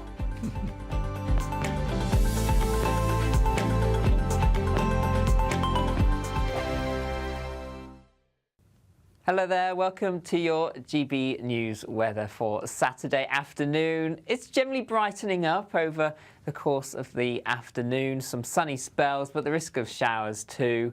And as we move through the second half of the weekend into the beginning of next week, a deep area of low pressure will bring outbreaks of heavy rain, strong winds to the northwest of the UK. But for the rest of Saturday, largely dry across England and Wales. There'll be some sunny spells. This weather front could give some patchy rain across eastern and southeastern parts of England through the afternoon, but most places dry. Showers across Northern Ireland and Scotland. Cooler than recent days, generally the high teens to low 20s, highs around 24 Celsius. Towards southeast England. Through the evening time, further showers across parts of Scotland and Northern Ireland. So if we start here, we can see the showers quite frequent across central and northern parts, some of them on the heavy side at times. A little breezy around the coast, temperatures around 18 Celsius during the evening time. Further showers as well for Northern Ireland. But generally further south into England and Wales, it's a dry end to the day, plenty of sunny spells. Just 1 or 2 showers again towards far southeastern areas, but otherwise generally dry. And then overnight, we tend to stay dry across much of England and Wales. There'll be some clear spells, but some medium high-level cloud filtering in as the night progresses. This thick enough, though, by the early hours to give outbreaks of rain across parts of Northern Ireland and southwest Scotland. Temperatures generally staying in double figures, but lower double figures compared to recent nights, so a little bit more comfortable for sleeping. And Sunday, hazy sunny spells across parts of England and Wales, the cloud tending to thicken through the day, but it should largely stay dry here. Further outbreaks of rain, though, for Northern Ireland up into western parts of Scotland, particularly the Highlands, seeing some outbreaks of heavy rain, and temperatures once again high teens to low 20s, highs around 23 in the southeast. Join me, Nana Queer, for an informative, interactive news programme with a difference. It's fun. It's true. You're not wrong. No one will be cancelled. Lovely. Join me from 3 p.m. every weekend, only on GB News, Britain's news channel. Join me, Neil Oliver, every Sunday night at 6 p.m. on GB News. And if an hour is not nearly enough for you, go to gbnews.com for special extended episodes online every Friday at 9 p.m, where we can truly get into the nitty-gritty of what's going on. GB News, Britain's news channel. Every Saturday, 10 till 12, we'll bring you all of the news that you need to know. We'll also remind you that there is so much to smile about. It's my favourite time of the week. I get to relax, enjoy some light-hearted stories, and let Ellie teach me about fashion too. That's Saturday Morning Live, every Saturday, 10 till 12. Only on GB News, Britain's news channel.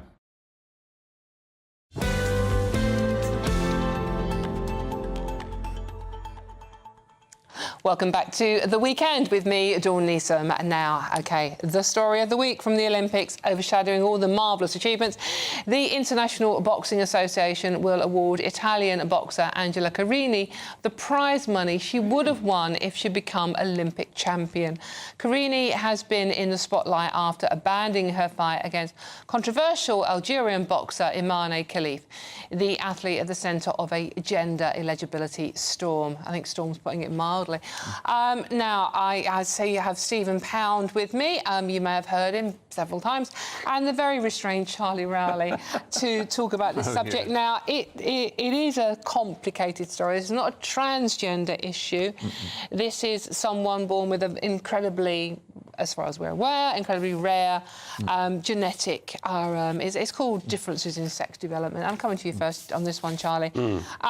The reason we're discussing it again is because Khalif is fighting again this afternoon a Hungarian boxer by the name of Anna Luka Hamari. What do you make of the situation here? Well, as you say, it's incredibly complex and complicated, and I think because of the way in which, if you're competing in the Olympics, and testing that takes place in the Olympics is different to maybe if you're competing in other international competitions, so it's the European Championships or something like that, the Athletics Championship versus the Olympics. There's different testings, different procedures and protocols, which is why this Algerian fighter has been able to compete in the Olympics, I think. But you're absolutely right. When you have an opponent in, and you want your sport to be competitive, by the way. You want it to be fair, also. And when you've got an opponent that's had to withdraw after 46 seconds because of fear of her life, because she's up against another opponent who clearly has a genetic or a testosteronic, if that's a word. It is now, Charlie. We'll take it. A level that is unfair. And puts you at an overwhelming disadvantage, or advantage if it's you that have those particular genetics, then of course there has to be a conversation. So where you have featherweight, lightweight, middleweight, heavyweight in terms of boxing, do you have to have tests to make sure that actually testosterone levels are equal? Do you have to have maybe height levels? I don't know. I don't know enough about the sport in general, but what people want to see is just fairness. And when the system doesn't seem to be fair, and in this case it clearly has thrown up those questions, then the Olympic Committee and the sporting authorities need to look into it. Yeah, I mean, the problem is the boxing world is ruled by different committees, and this is the IBA who have banned these two fighters, the other fighter being Lin Yuting, who are from Taiwan, who she fought yesterday, or they fought yesterday, and won. But the IBA have said both of these fighters have XY chromosomes, which makes them male, therefore they cannot fight in a female category. The IOC, which is the Olympic governing body, have said they were born female, they have female on the passport, they can fight in this category. Now, aside from the fact all this should have been sorted out a long way ago, what do you make of what's going on here? Well, I think you've broken a pretty interesting story here that I don't think anybody else has picked up. This business about Giorgia Meloni, the Italian Prime Minister, and the Italian government offering Angela Carini, the boxer, the money that she would have won. Now, what little I know about Angela Carini, she's a police officer, she's a very courageous and very proud Italian woman. I should imagine she would actually be quite insulted by being given that money, because what she wanted was a fair fight. Charlie says an interesting point. I did a lot of boxing when I was younger, and under the old ABA rules, which you had to stop when you were 30, which in my case was a very, very long time ago. But we fought in different weight categories. Now, if I'd gone into the ring in the Fulham Baths against a heavyweight boxer when I was a lightweight, I would have been knocked across the river. So you can't do that. I think there's a fairly simple test. You talk about, I have to say, the complicated factor that this is not a transsexual thing. This is visited like Caster Semenya. Do you remember the South African sprinter? Absolutely. Who suffered from this particular situation? You can take a swab test. When I was boxing, we had to give a urine sample. Even back in the 50s and 60s, we had to. A swab test from the inside, a buccal test inside the cheek, very, very simple. You can identify very, very quickly the level of testosterone and the chromosome. Yeah. Let's keep it simple. Now, the problem is, and I'm afraid to say, you put your finger on it yet again, when you've got 5 different belts you can fight for, and everybody talks about a unified champion, because what that means is you fought in 5 different, World Federation of Boxing, so and so. How are we going to pull it all together? And I think as the problem has come to its head in the Olympic arena, it's up to the Olympic Committee to actually take the lead on this and say, look, this, however you look at it, this cannot be right. When you just look at the pictures of those 2 people together, this cannot under any circumstances be right. And I'm a bit worried about this Hungarian woman this afternoon, because Angela Carini said she'd never been hit so hard in her life. Now, that is, she actually... And Angela is a winner. She's won medals before, by the way. She's not like a very good, tough boxer. And I said, being a policewoman in Italy is not a particularly easy job either. So what's going to happen today? And Khalifa, if you just look at the pictures, dear God in heaven, honestly, she may be in a very unusual position, but she quite simply should not be using that to actually dominate a sport to which otherwise she wouldn't have been entitled. This is the interesting point. We are running out of time, unfortunately, on this one. But both of these boxers know genetically what they are, because they have been tested and they have been banned. They both know that, as they can't fight, under IBA rules. So why are they still... This is why I'm a bit suspicious as a woman. Why are they still insisting on fighting females in the Olympics? Well, because it's easier. Do you think it's that simple? Do you think it's cheating, then, basically? That's not a word. I mean, I think it's probably... I think it is, to be honest, yes. You're taking an advantage for something which you've not earned. Because they know they have this advantage, Charlie? Well, I don't know. I mean, if you're an athlete, you want to, beat the best by competing amongst... You want to be a sports person, you want to be a sports person, just turning up and trying to sort of... So it's a question for them how they identify. But what you said earlier on is just absolutely right, is how has it got to this stage so late in the day that we're talking about it now, when there are all these other committees, boxing and in all these other sports? They should have dealt with this before it even got to that fight the other day, including the one this afternoon. So why that hasn't happened, that's a failure on behalf of I think, the boxing authorities. Well, let's just hope that the Hungarian who is taking on Khalif this afternoon, Anna Luka Hamari, is not her, and it's a good fight. And what happens after that? Then who's the next boxer? Oh, well, and how do you think they're feeling? And are you depriving a female of her medal because she should be in that place rather than a biological I think so. Yeah. Oh, okay. I think it's an unfair advantage. OK, thank you very much. So that's Stephen Pound and Charlie Rowley. Strong opinions there. Thank you very much for joining me this afternoon. God. Right, and now we have to move on. I'm Dawn Neeson on GB News. This is The Weekend, and there's loads more coming up on today's Pack Show. Philip Schofield is the odds-on favourite to make his TV comeback on an ITV flagship programme. Stay tuned to find out more about that one. All of this and much more to come. This is GB News, Britain's news channel, and this is The Weekend. This is GB News, Britain's news channel. Well, to enrich us on the best cheeses and wine to buy, I'm delighted to be joined by the CEO of Inflorescence, Jacinta Madison Wilson. Jacinta, thank you so much for joining us in the studio. Thank you so much for having me. Also, thank you so much for bringing what is what a Sunday you're having. of wonderful... What do we have before us? So, we've got 3 gorgeous wines to try today. We've got an English sparkling, we've got a beautiful rosé and a dessert wine, and, of course, cheese. Wonderful. And paired them all beautifully. Now, English sparkling wine has had a bit of a renaissance. Oh, it's incredible, isn't it? To use a French word to describe English sparkling wine.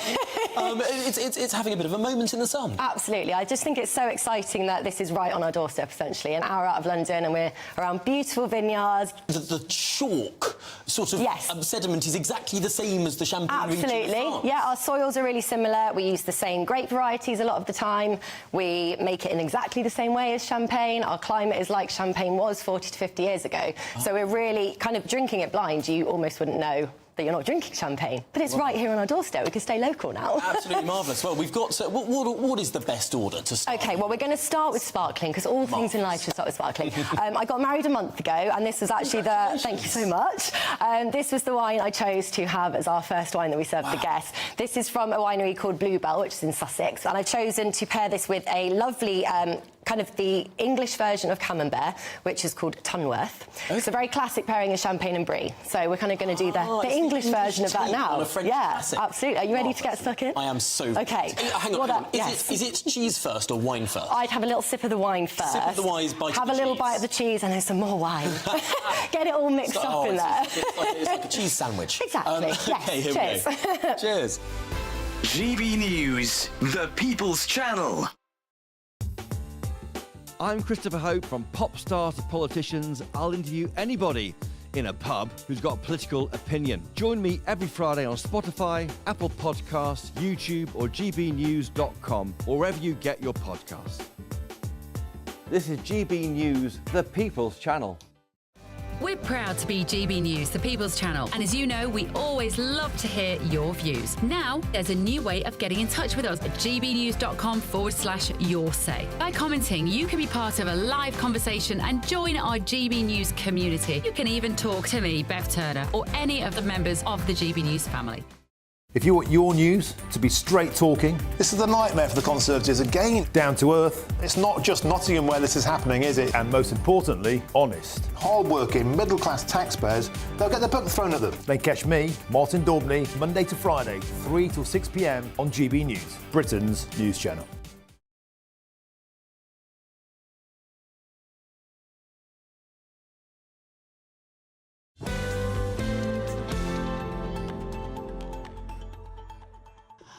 Welcome back. I'm Dawn Neeson, and this is The Weekend, and I hope you're having a blooming good one out there. Now, a former ITV presenter, Philip Schofield, is looking to make his comeback on British TV. Words you never thought you'd hear yourself say. The Daily Mirror is reporting his favourite for this year's I'm a Celebrity, Get Me Out of Here lineup. He hasn't been seen on our screens since his unwise but not illegal, his words, affair shattered his career last year. Joining me now is Showbiz Supremo Daniel Mason. To explain, Daniel, this is, I think, one of the most, a great exclusive by the Daily Mirror, but one of the most shocking showbiz stories I think I've read this year. Yeah, I mean, Philip has been tipped to come back. So he describes it as an unwise but not illegal affair with a man that was 34 years, he's younger. Now, he's been tipped by the Mirror. A couple of other people have spoken out that he's tipped to go in the jungle this year. Now, we were saying, if I was a producer, I would more than likely book him because I'm looking at the viewing figures point of view, and I myself would be very interested to tune in. So I don't think it would be a bad move, but I mean, he come back on, he's had a year out, over a year now, so he left this morning, May 23. He started posting on social media again for the first time. Interesting. Yeah, May 23. Right. May 24, sorry. He started posting, but he has got support out there still. He's got a lot of support, and there are celebrities backing him. I mean, you've had James Corden's been reportedly backing him, Jeremy Clarkson, Ryland Clark. They all support his posts. So, you know, there's offers on the table there. I think it's a great idea from a producer's point of view, but the British public are forgiving, so it could work well in his favour. I mean, he's been dipping his toe very lightly in the water to see. He's been spotted out with Deck, Anton Deck, from Celebrity. He's been spotted out with Deck having dinner and having a laugh. So he's in there with, you know... And these things don't happen by accident, do they? No, we know how it works. It's like, They don't. you know, it's like just not... It's probably organised by somebody. Yeah, so Ben Shepherd and Kat Deeley obviously took the place of Holly and Phil. Holly has gone off to do a celebrity stint where she's going to be the host of a Netflix documentary in the jungle, which is Bear Grylls. So she's gone off doing that. She's still doing her Dancing on Ice. Phil's obviously stepped away from Dancing on Ice as well. But I think this could be a big comeback for him. And I've got to say, you know what the industry's like, Dawn. You know, It's fickle, to say the least. Very, very fickle. It's not the best industry to be in. You've got people that really are supporting you, and as soon as you get that bad bit of press, that's it, they're dead against you. Do you genuinely think he can turn it around? Could we, for instance, see him back on a mainstream programme like This Morning again? Well, I think he's done all the PR stunts that is necessarily to put him in a good light again. So I do think he's played the game right. You know, he's come out in the BBC, he's laid it all out there.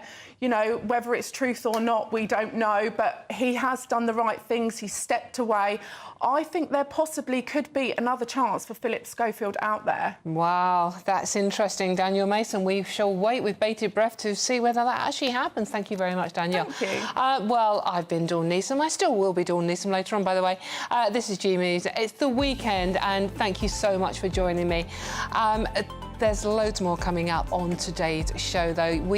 Andrew Pearce, standing in for Nana Aquia, and we've got a great Donald Trump interview coming up at 9 o'clock tonight. Don't miss it.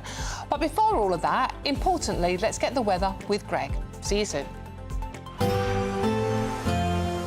A brighter outlook with Box Solar, sponsors of weather on GB News.